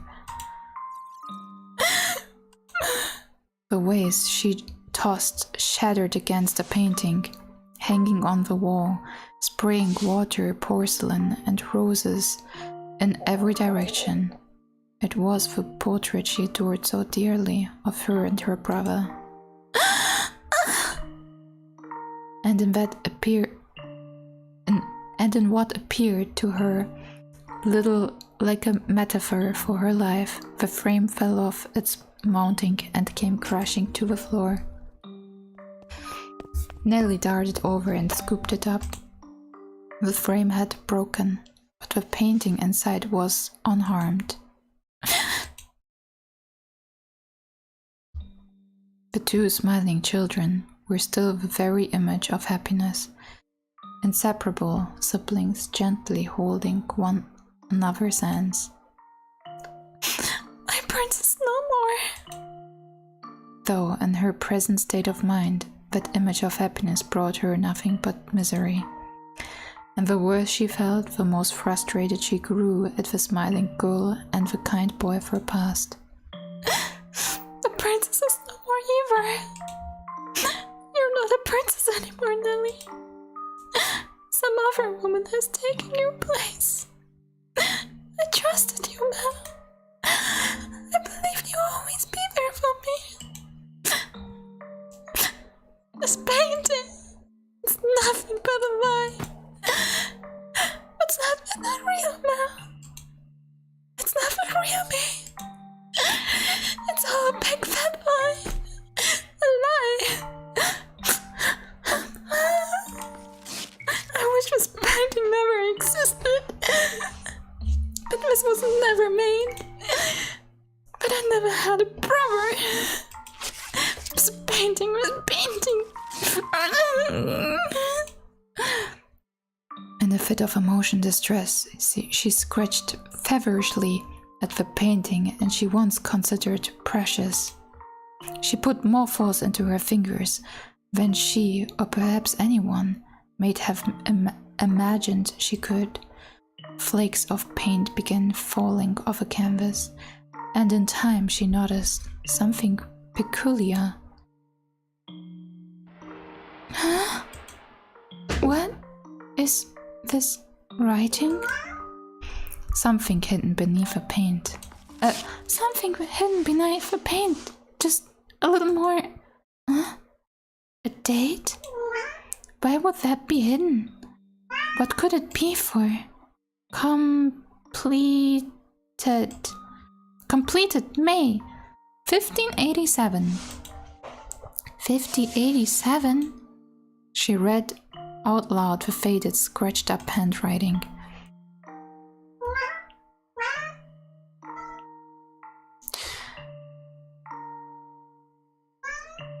'87.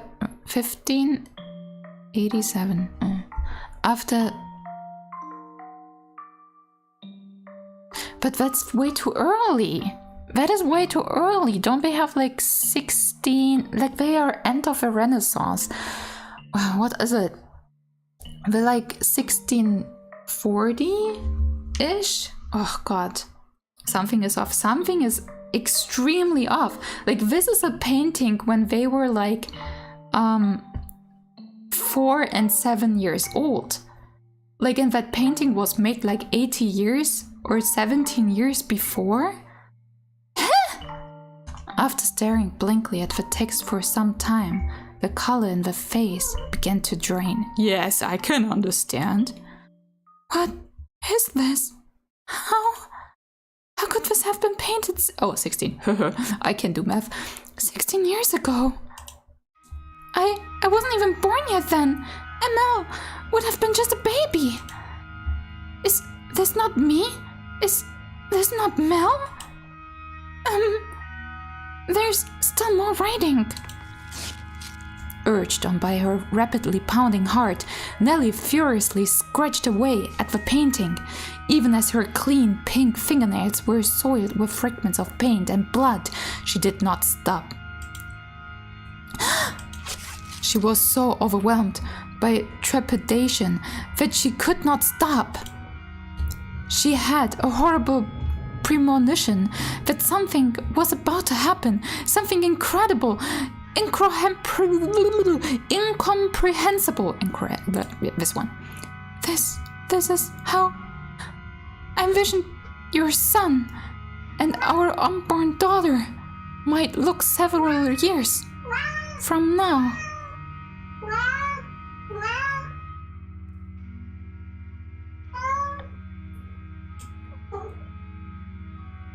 Your son and your unborn daughter? So, this was a painting of the future? Then it really is of me and Mel. No. Use your head, stupid. I'm only 14. 16 years ago, I would not have even been inside Mother. But then who is this? Who is that holding Mel's hand? Oh, it's the white-haired girl, and they envisioned her as a blonde, but she turned out kind of like red albino-ish. So, who was that with my brother? More, there has to be. Oh! Found it! There's more writing! I have to know what this is! Calm down, Nellie. It's nothing to get worked up about. I'm sure it's nothing.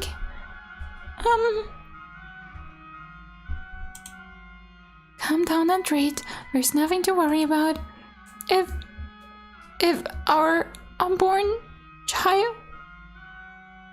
This is what the writing of a painting said. If our unborn child does not have your hair color,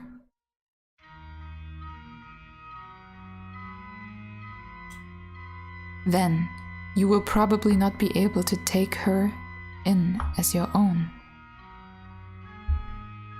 Oh no!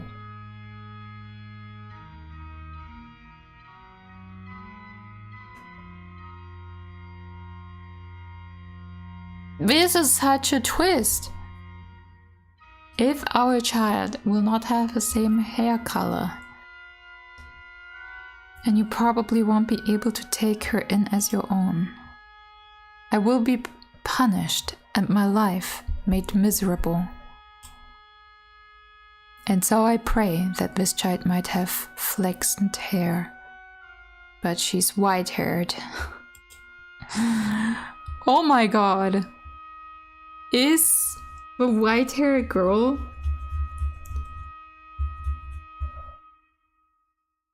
half siblings with Mel?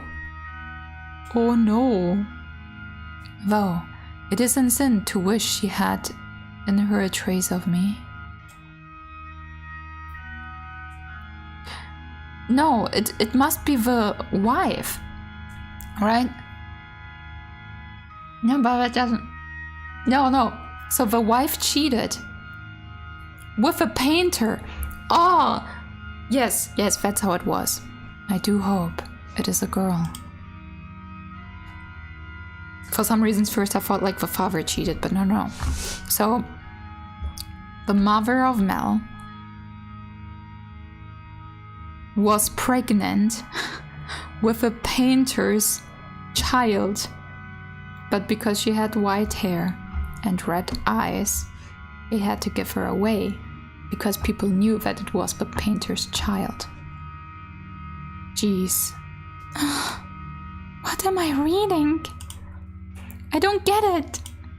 Someone tell me. What does it mean?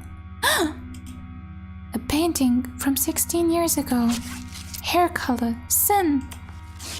I do hope it is a girl.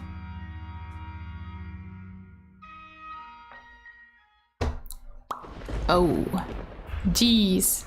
Is this all of the first door? It seems so. Knock, knock. Yes? No, it's not. It's Nellie. Let me in. Lady Nellie. Oh, you changed out of your dress. That's a shame. It looked nice on you. It really did look so nice. Almost like you were a princess. Lady Nellie? Say, I've got a question for you. Do you mind? By all means. What color hair did your father have? I beg your pardon? Did you not hear me? Should I repeat the question? No. I assumed it would be about Lord Mel. I am just so curious about where you got that white color from. My father was more tan than white, so I didn't inherit my paleness from anyone. I asked about your father's hair color. Why would you want to? There's no reason you can't tell me, is there? My father had white hair, but that was simply because he was an older man. I do not think he was born with. Lady Nellie?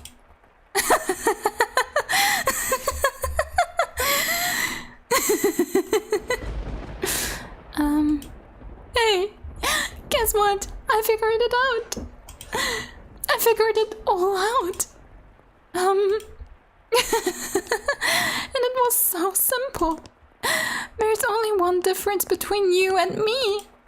The thing that Mel fell for is... Why do you have those? No, stay back.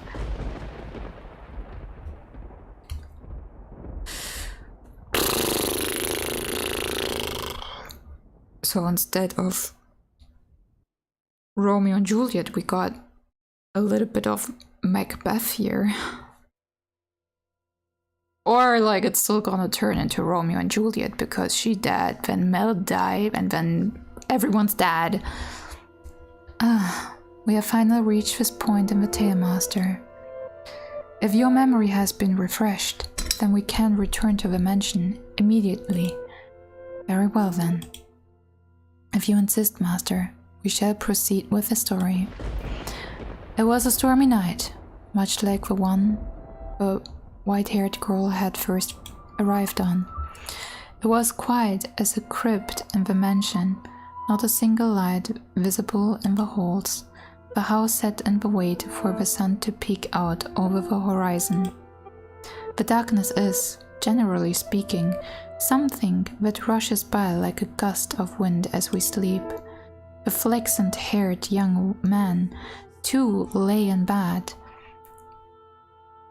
Pale blue moonlight sporadically streaming through the gaps in his drawn velvet curtains as he attempted to submit to slumber. He was having difficulties drifting off, but as time trickled onward, he drew closer and closer to the arm of Morpheus.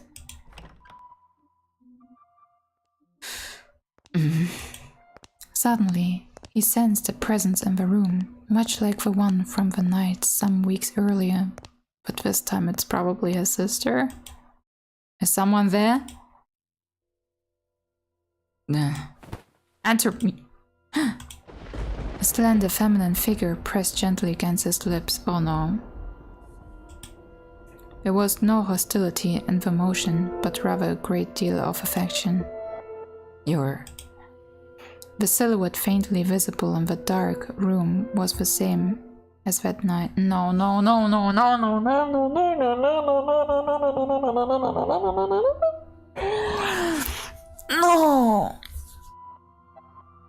Nelly, you're so fucked up, child.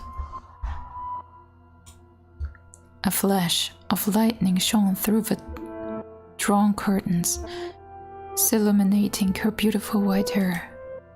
Several silky locks. She has no locks, she has straight hair.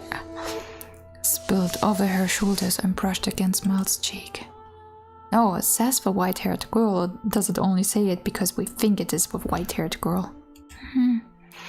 A couple soft puffs of air tickled his face, as though she were silently laughing. He assumed her finger held against his lips, as her way of telling him to stay quiet. Oh no. He didn't mention how cold the fingers were, and he always did that with a white-haired girl. Oh fucking Christ, Nelly. She really liked Shakespeare a little bit too much, wouldn't you say? Ugh. She began to slowly, delicately trace the outlines of his mouth, moving down his cheeks and along his jawline, as if over porcelain. You're rather more forward than I remember. Well, I suppose you always were quite daring. This isn't the first time you've sneaked into my chamber. Yeah, she's surprised about that news, probably. Ooh, sorry. The boy said in an attempt to conceal her surprise. Do you remember the night she came to exact revenge on him for her father? Indeed, she had proven herself to be a rather bold girl once already. It's dark, I can't see you very well. Why don't I light a lamp, or perhaps we could open the... But like, they have completely different hair lengths. She has like medium hair. Like the white-haired girl has like really fucking long hair.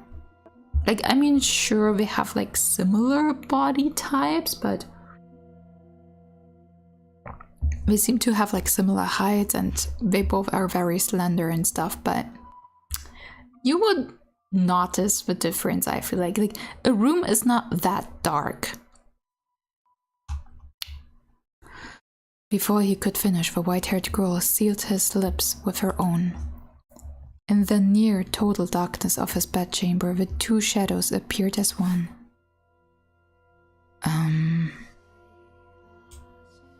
They remained that way for several minutes. This is hard to read. Their kiss was innocent, no more than the pressing together of two pair of lips. And at the same time, the white-haired girl lovingly ran her fingertips across her skin. When their lips separated, Mel gasped for air. It seemed he had been holding his breath. Slightly embarrassed at himself, he said,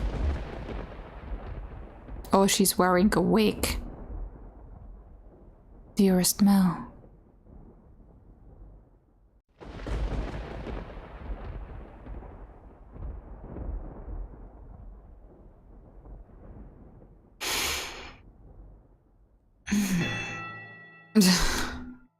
Nothing.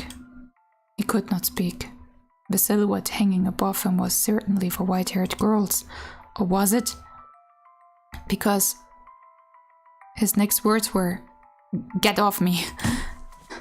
He reflexively shoved the girl straddling him aside.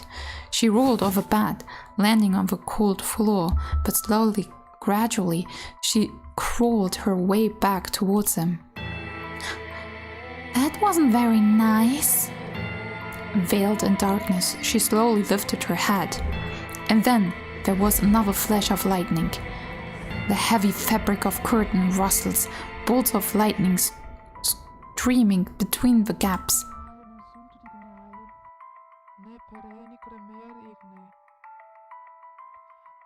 Her flaxen irises glimmered.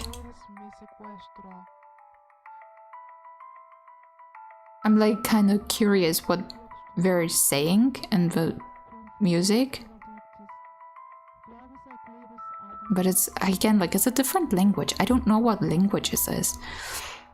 Although, in the bluish-white light, they took on a twinge of almost golden glow.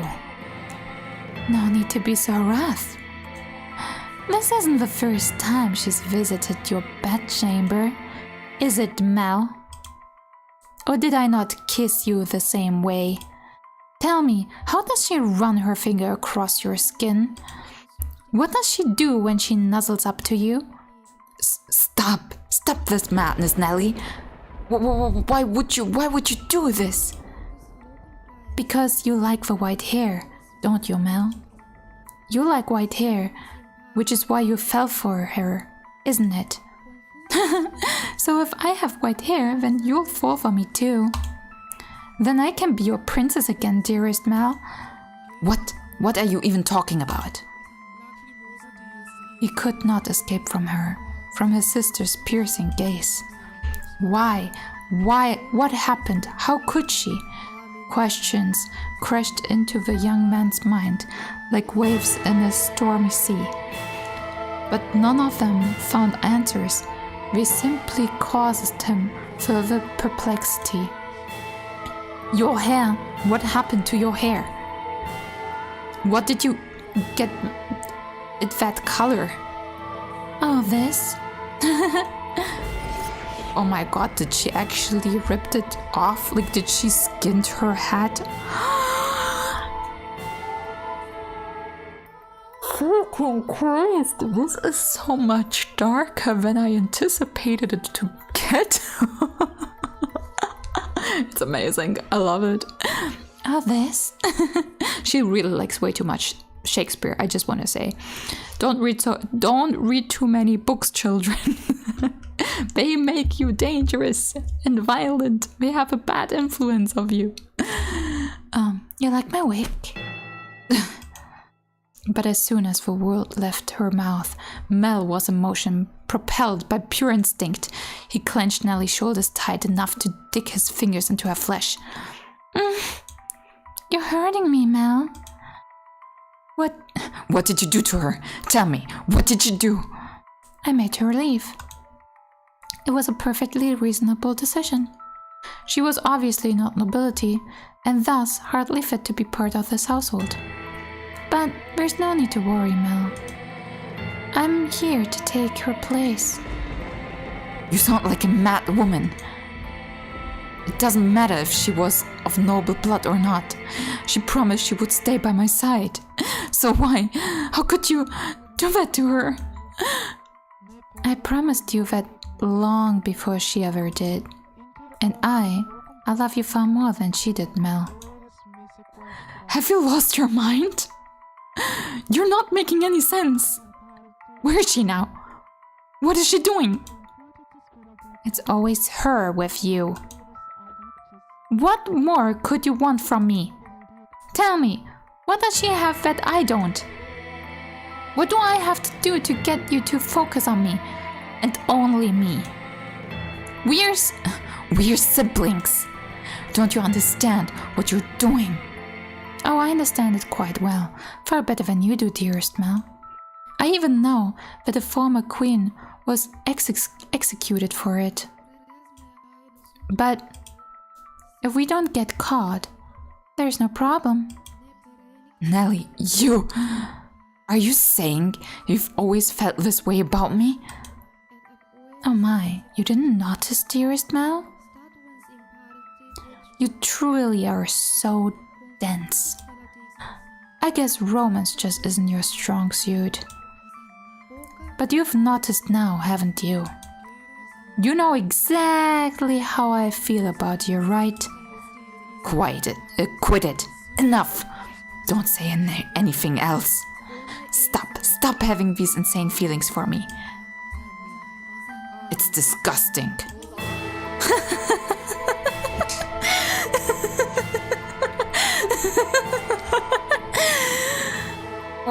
What are you laughing about?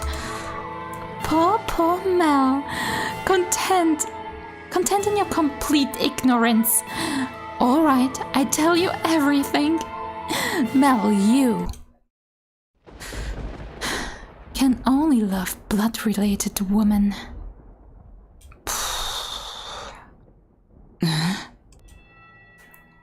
His crackling sister appeared to him like some kind of inhuman life form.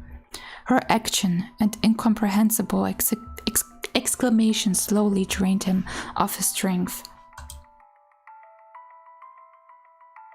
What kind of degraded nonsense is that?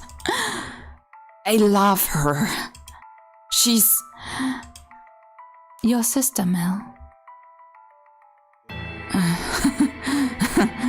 Very funny. How far off your mind have you gone, Nellie? Poor Mel. Do you honestly know nothing? Say that her father was a painter. He painted pictures for a living. What of it?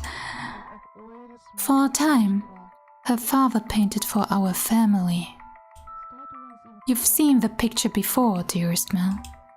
The one hanging in my room, of the two of us.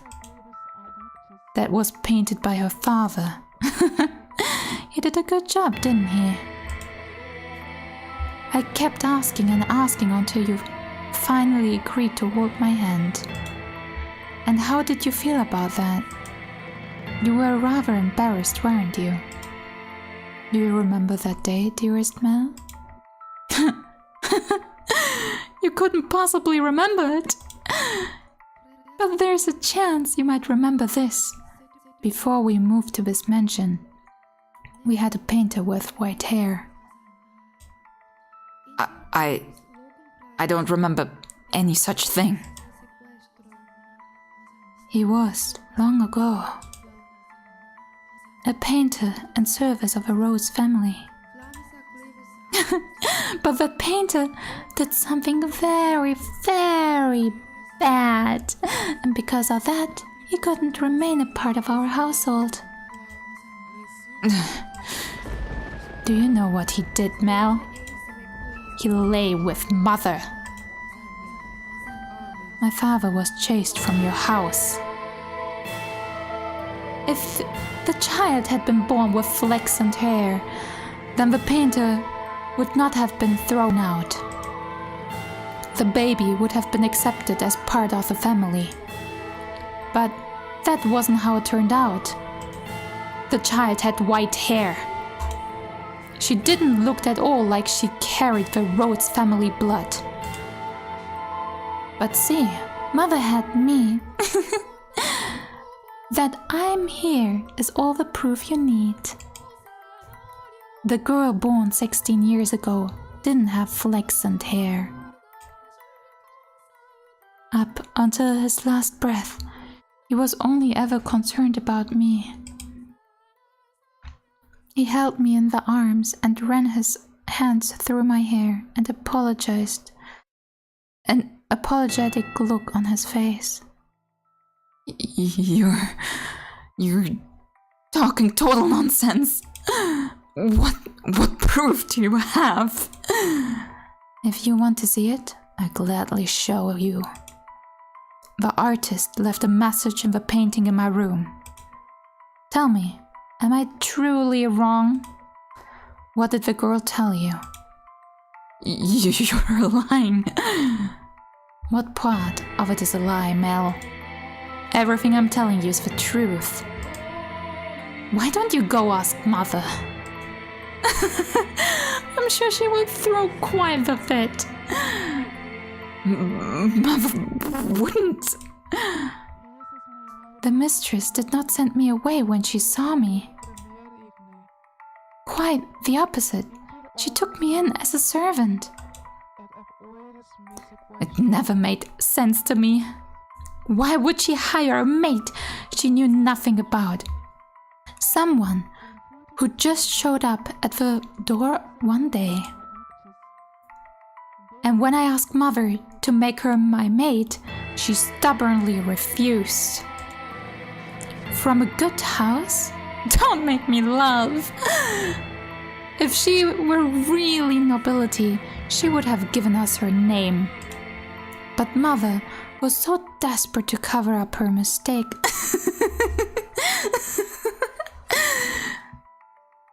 That doesn't make any sense. I don't believe a word you're saying. I couldn't possibly be true. Wouldn't it be nice if you could bury your hat in the sand? But Mel, feigning ignorance is a sin. No, I refuse to believe it. Not a chance in hell. You just don't understand anything. How I feel, how much I've suffered. Do you have any idea how long I've loved you? Knowing that you would never accept my affection? But then, fancy that. You fell in love with your half-sister. Then I should qualify for your love too. Shouldn't I, Mel?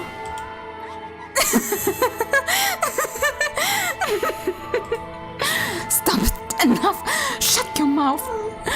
Not another word.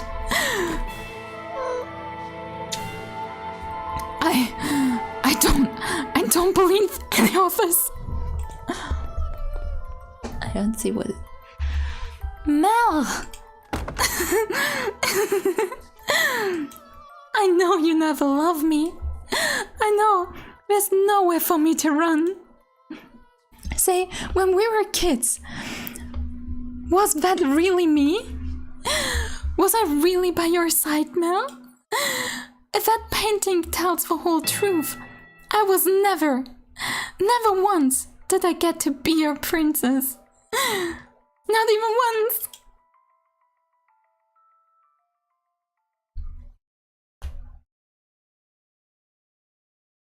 Hello, Sina, how's it going on your game? Crazy, dude, crazy. It's like incest here, incest there. Jesus Christ. And probably we are all gonna be dead at the end of this. Dearest Mel, everyone just loves to dote on me. They're always telling me how pretty I am. Mother does, father does, and all the maids do too. I can do anything I want. So for me, acting like a spoiled child is the only form of rebellion I have. I don't have a kind of freedom you do, Mel. I'm just a doll for the family to play with. When I have a visitor, it's only ever for show. So it's not my fault that I don't have friends. Dearest Mel, you're the one who's ever cared about me more than anything in the world. Dearest Mel, I always knew how I would react if you fell in love. I would cry my eyes out. I would envy her to death. I would get angry as a bull. But eventually, I would have given up. I knew I would never have it my way after all. My feelings would never bear fruit. So why did she have to be your sister? Tell me why!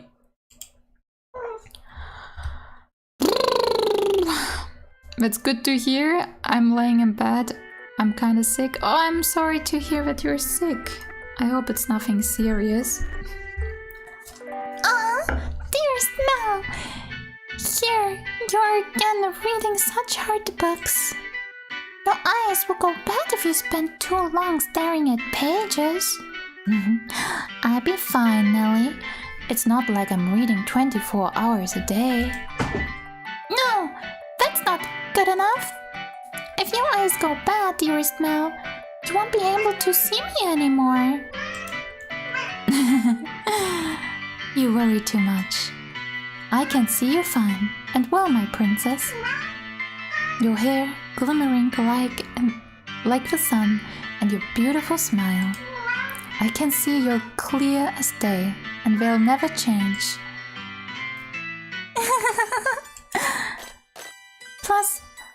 Plus the skies are clear too, so you're even more radiant than usual. You know, this is my favorite season. Winter's cold and there's so much rain, I can't stand it. But as it gets closer to my birthday, the clouds go away. And I just adore the sun. Ah, yes. It's almost your birthday, isn't it? Have you decided what you're going to ask Father for? Not yet. I want pretty dolls and shoes with sparkling gems. And I also want a pretty dress, like the one Mother wears. A list that long is asking a bit much, even for Father. But dearest Mel... Oh my god. Child. Aber die noch raus, ne? Ja. Husch. Husch.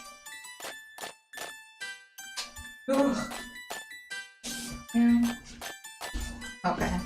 She just wanna make drama. That's fine. But dearest Mel... I already have what I want the most. So the truth is, as long as I have that, I don't need anything else. Oh, and what would that be? The hairpin they bought for you the other day? Or maybe the song they had written for you last year? None of that, dearest Mel. Huh, then what could it be? Now, I'm really curious. What is it that you value what is it that's so valuable to you? That's a secret. Girls have so many secrets. I just don't know what to do.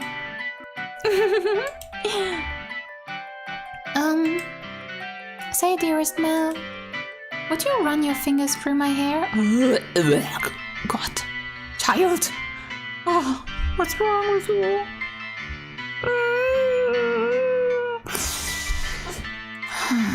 Just for a little bit. What's gotten into you, Nelly? Why are you so hungry for my attention all of a sudden?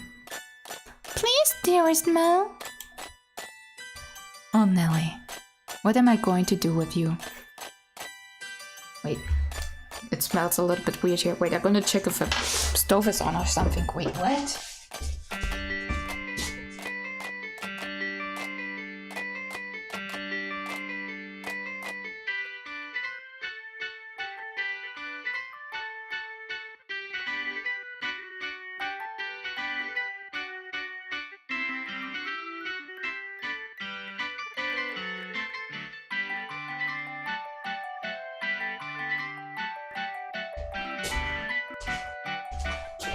Okay, no, I don't know what it is.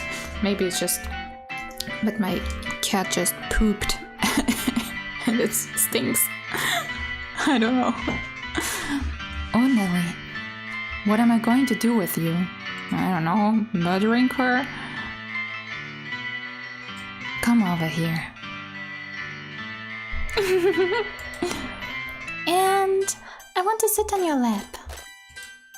Yes, yes, as you wish, my beautiful, beautiful little princess. Say, dearest Mel? What is it this time, Nelly? Right now, I'm so incredibly happy.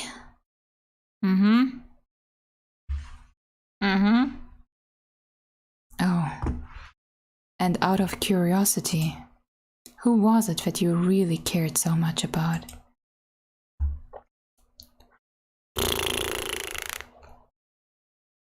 Wow. For some reasons, I really didn't expect it to turn that way. I mean, they kind of hinted at it, that she had maybe romantic feelings for Mel all the time. But I was just like, oh, like maybe they're just like going ham with it, you know, like, oh yeah, she really cares about him. And I thought like she would have more of like a problem with being like engaged, you know. In a fevered frenzy, Mel fled from the mansion. Even in early summer, the night was cold, and to make matters worse, raindrops pelted him from head to toe. But that caused him little discomfort, for a far greater maelstrom was pain rampaged within his breast. At night, the town took on a different appearance, not simply for lack of illumination, but the people active within it as well. It was not a suitable place for a young aristocrat man to go wandering unattended. The darkness is not only the abode of devils, but of beggars, thieves, criminals, and all matters or things undesirable. But despite that, he continued to run, knowing not where he was to head.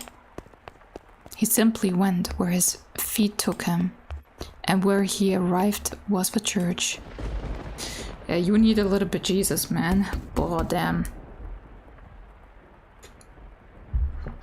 Father! God should be able to offer me console. To answer all my questions. About that painting, about her, about Nellie's feelings. Not her lies, but the truth. Please open the door. Open the door! But as you might expect, the door was locked, and the priest showed no sign of responding to his calls. The sound of the pouring rain drowned out everything else. His head drooped feebly.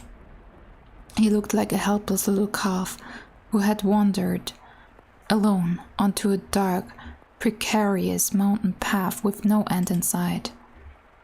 Why? Why won't anyone tell me the truth? I mean, I think Nellie did tell you the truth. You could actually ask your mom, probably. I don't think God will answer you. All I want is for someone to tell me that it's not true. Have I sinned? Unfortunately.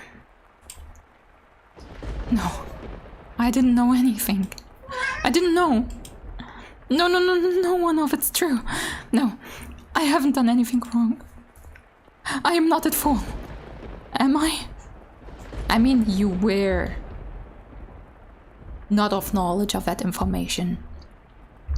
And it's fine to assume that a stranger in your home is a stranger.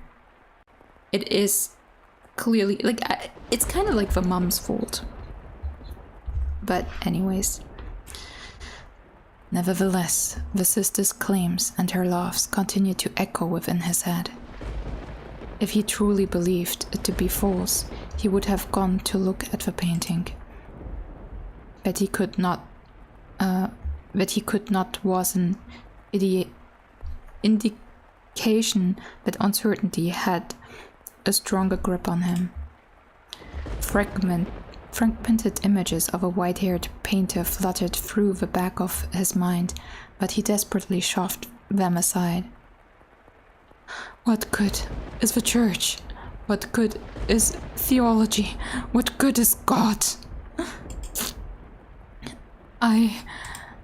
What? Something moved near the boy.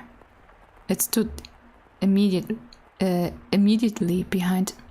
Oh my god, now I'm getting spooked myself. I was like looking at my door like, is there someone? It stood immediately behind him and grasped his little dressing gown. He had been so consumed in his own world that he had not noticed that the person's presence until they were close enough to touch him. What? Who? Are you?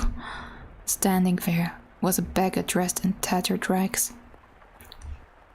So it's not her, like the white girl's father? No, it must be the painter. So she lied about his death?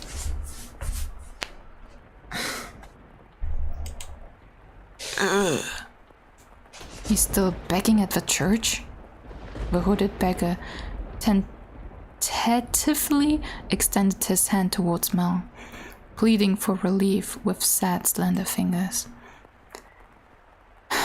Were he a generous young man, Mel would have given the beggar something. Were he generous? Of course. Lord. Get your filthy hands off me. I don't have damn things to give you right now. Don't you dare touch me. Suddenly, the beggar's head turned upward. Get ready, guys. My eyes catch the beggar's. Her hood fell back, revealing a hairless head. No, it's... That is the white-haired girl. This is his half-sister. Shit. Why? And a pair of red eyes gazing bitterly through with a familiar, distinctive glimmer at Mel. Red eyes. She immediately covered her face and turned to run. It can't be. The beggar that's always been there was a...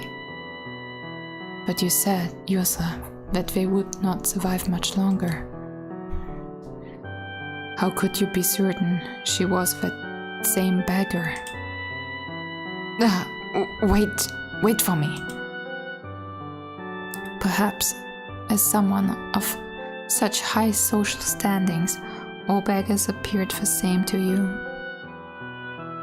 So it was actually the girl who was always begging. It was not her father. For some reasons I thought it was like an old man, not a young girl. Or perhaps you wanted to believe your meager generosity made a difference, that you did something of value. I will not say it is wrong to think so. Wait for me. I chase after the fleeing girl. Though I shout for her to stop, she continued to run.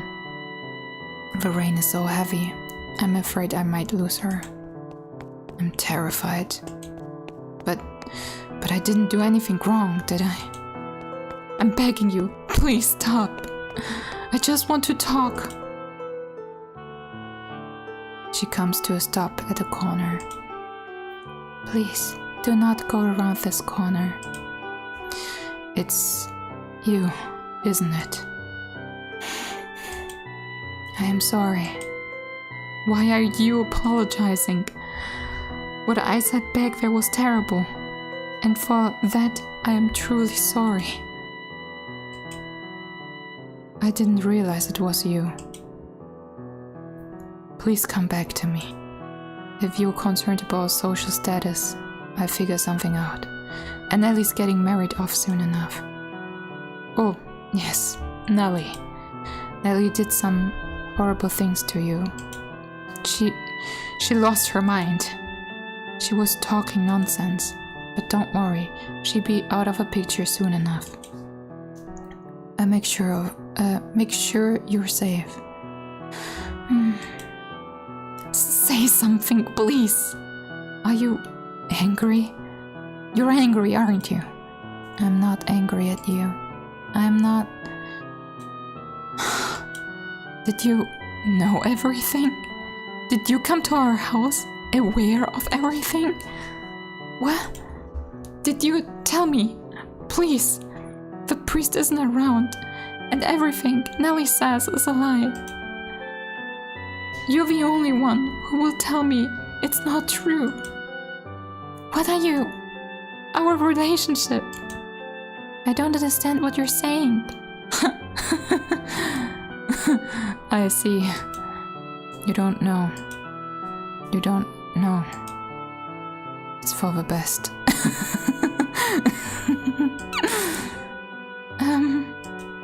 Nellie. Nellie's the only one who knows. And she'll be gone before long.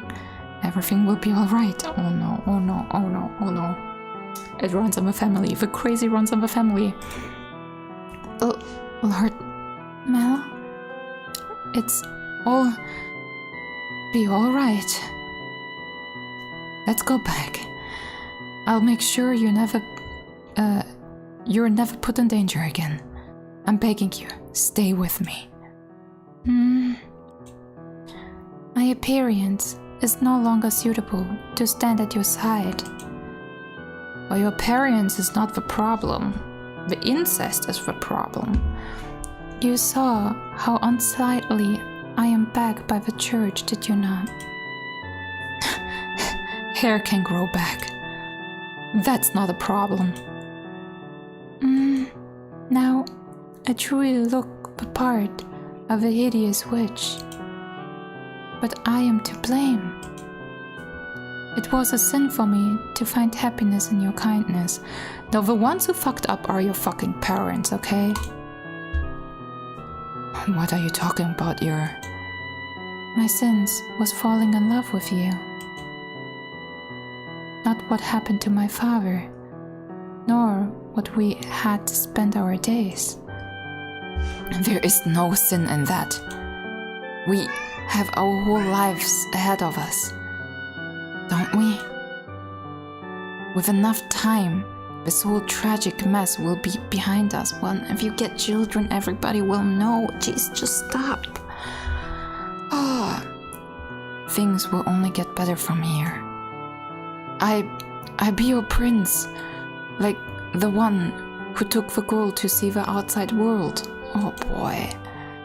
So please, give me your hand. Come to me. Don't leave me all alone. I need you by my side. Please. I extended my hand around the corner. I sensed her hesitating beyond the bend. I'm begging you. I can't see what's on the other side, but a vision of her reaching out to put her hand in mine wells up in my mind. But that story never had an ending. What? She doesn't take my hand. I doubt the girl ever wrote that letter.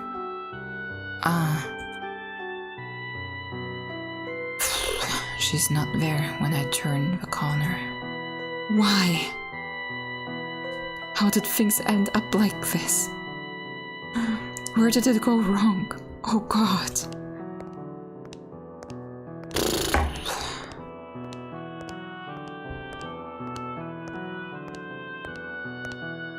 Your arrow was likely your kindness. Thoughtlessly, haphazardly spreading your generosity. But the generosity came from your own desire to avoid pain. For your own happiness.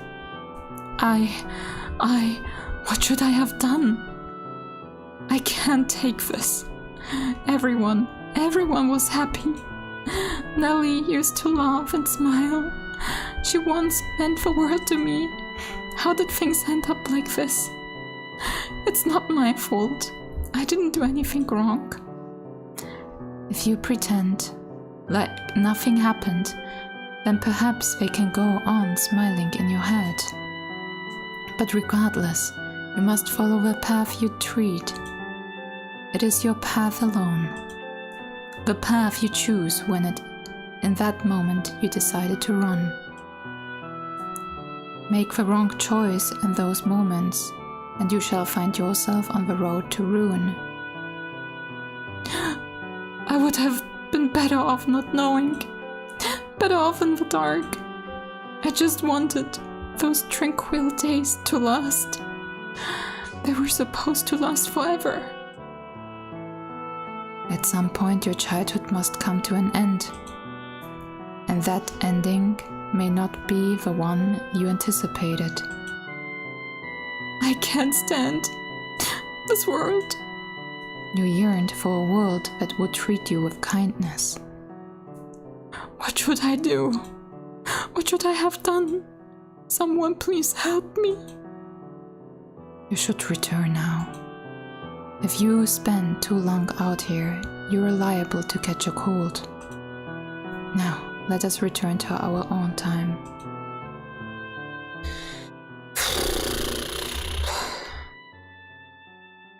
So, like, literally the maid can time travel down.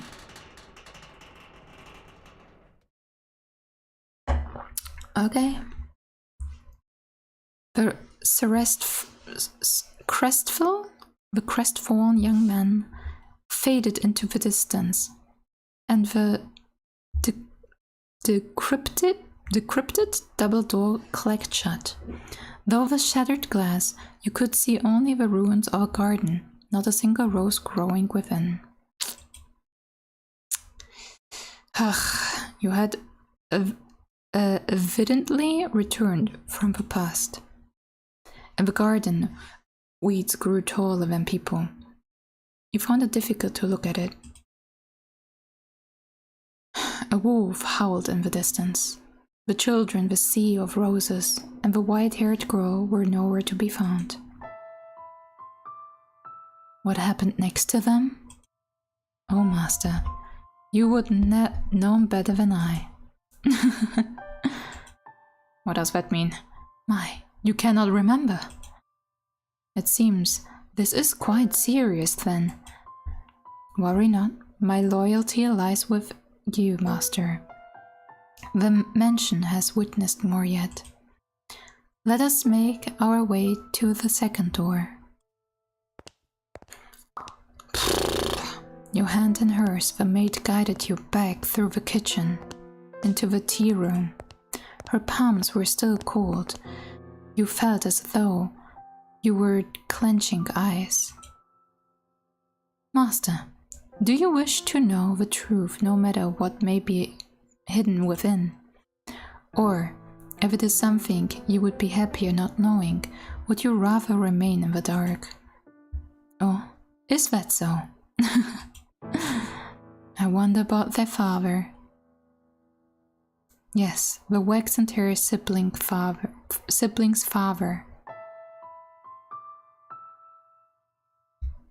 Do you think he knew about the white-haired girl? I don't know about that. If he did, then perhaps he allowed her to stay because of how deeply he loved his wife. Or maybe because he did not want people to find out about her. I expect he too experienced many different emotions. The parents likely had a turbulent tale as well, but theirs is not of coincidence. To whom? I could not tell you. You and the maid crossed through the entrance hall, continuing your trek. At some point, the fire in the fireplace had faded to embers, emphasizing the lack of light within the mansion. The maid took a candlestick and lit in the cinders. Oh, there was still text, but I skipped it. On a whim, you asked the maid about herself. About me? I am a maid devoted to your service, Master, as I have said. Oh, what was that? You're interested in my name. You flatter me. I truly do appreciate the question, but you're more than welcome to simply call me the maid. Also, it would make me much happier to hear you say my name after you have recalled what you are. Who you are, Master. I was already what? Who you are, Master. God, what is with the skipping? I did not intend to skip. Oh boy, the scuff today. Still holding the maid's hand, you passed in front of a full-length mirror. In it reflected the warm light of a candle, which disappeared out of range shortly thereafter. Oh my, is something the matter? Did you come across something peculiar? The maid had not appeared in the mirror. That doesn't surprise me. Though she was the only one without a reflection. Is she maybe kind of like the embodiment of a house? She's not a witch, but the embodiment of that mansion. Like, and she's some sort of spirit. Just a thought. You reach the end of a corridor. There appears to be a doorway, but the door itself was long since gone, leaving only a hole in the wall to frame the stairs behind it. Without hesitation, the maid descended into the darkness.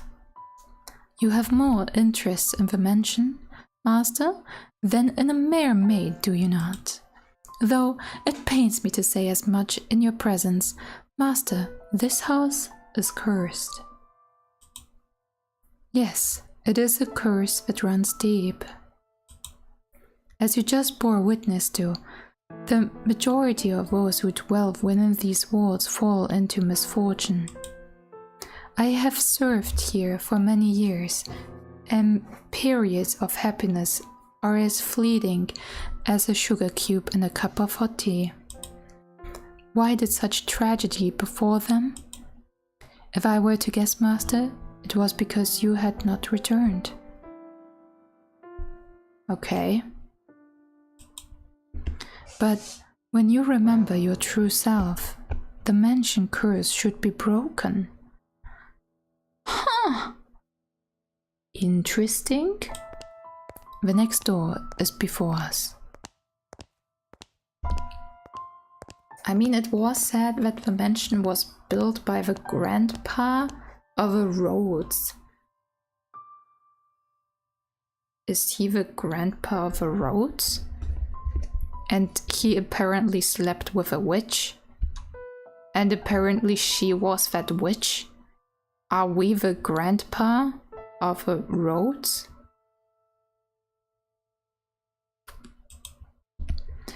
It appears to be the entrance to a cellar. The disconsolate wooden door was visibly rotten in several places, and it seemed it might crumble at a single touch. Maybe there was a beast living within. Before you had a chance to say, you thought it was dangerous. The maid opened the door with a chilling smile on her face. Your first impression was that it smelled of blood. Cool. Kinky. No. Jeez. Okay. Second door. Second door. 77.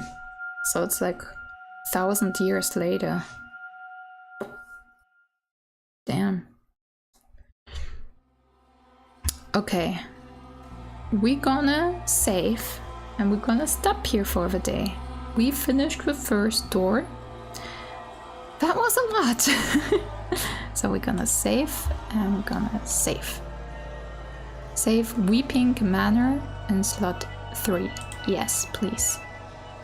And we're just gonna save another one because I'm paranoid. Woo! Great. Nice. So with that, I'm gonna say thank you for watching. I hope you enjoyed it and were just as shocked as I was. Like seriously, like I already knew it would be tragic and shocking, but I did not anticipated that. But no, I must say I'm actually now like a bit more. Like, now I feel like the game really got me. You know, before I was like, yeah, it seemed alright, you know? But now I'm like, okay, now I'm invested. Now I want to know what's going on. So yeah, with that being said, I hope you have a wonderful morning, noon, evening, or night. And toodaloo!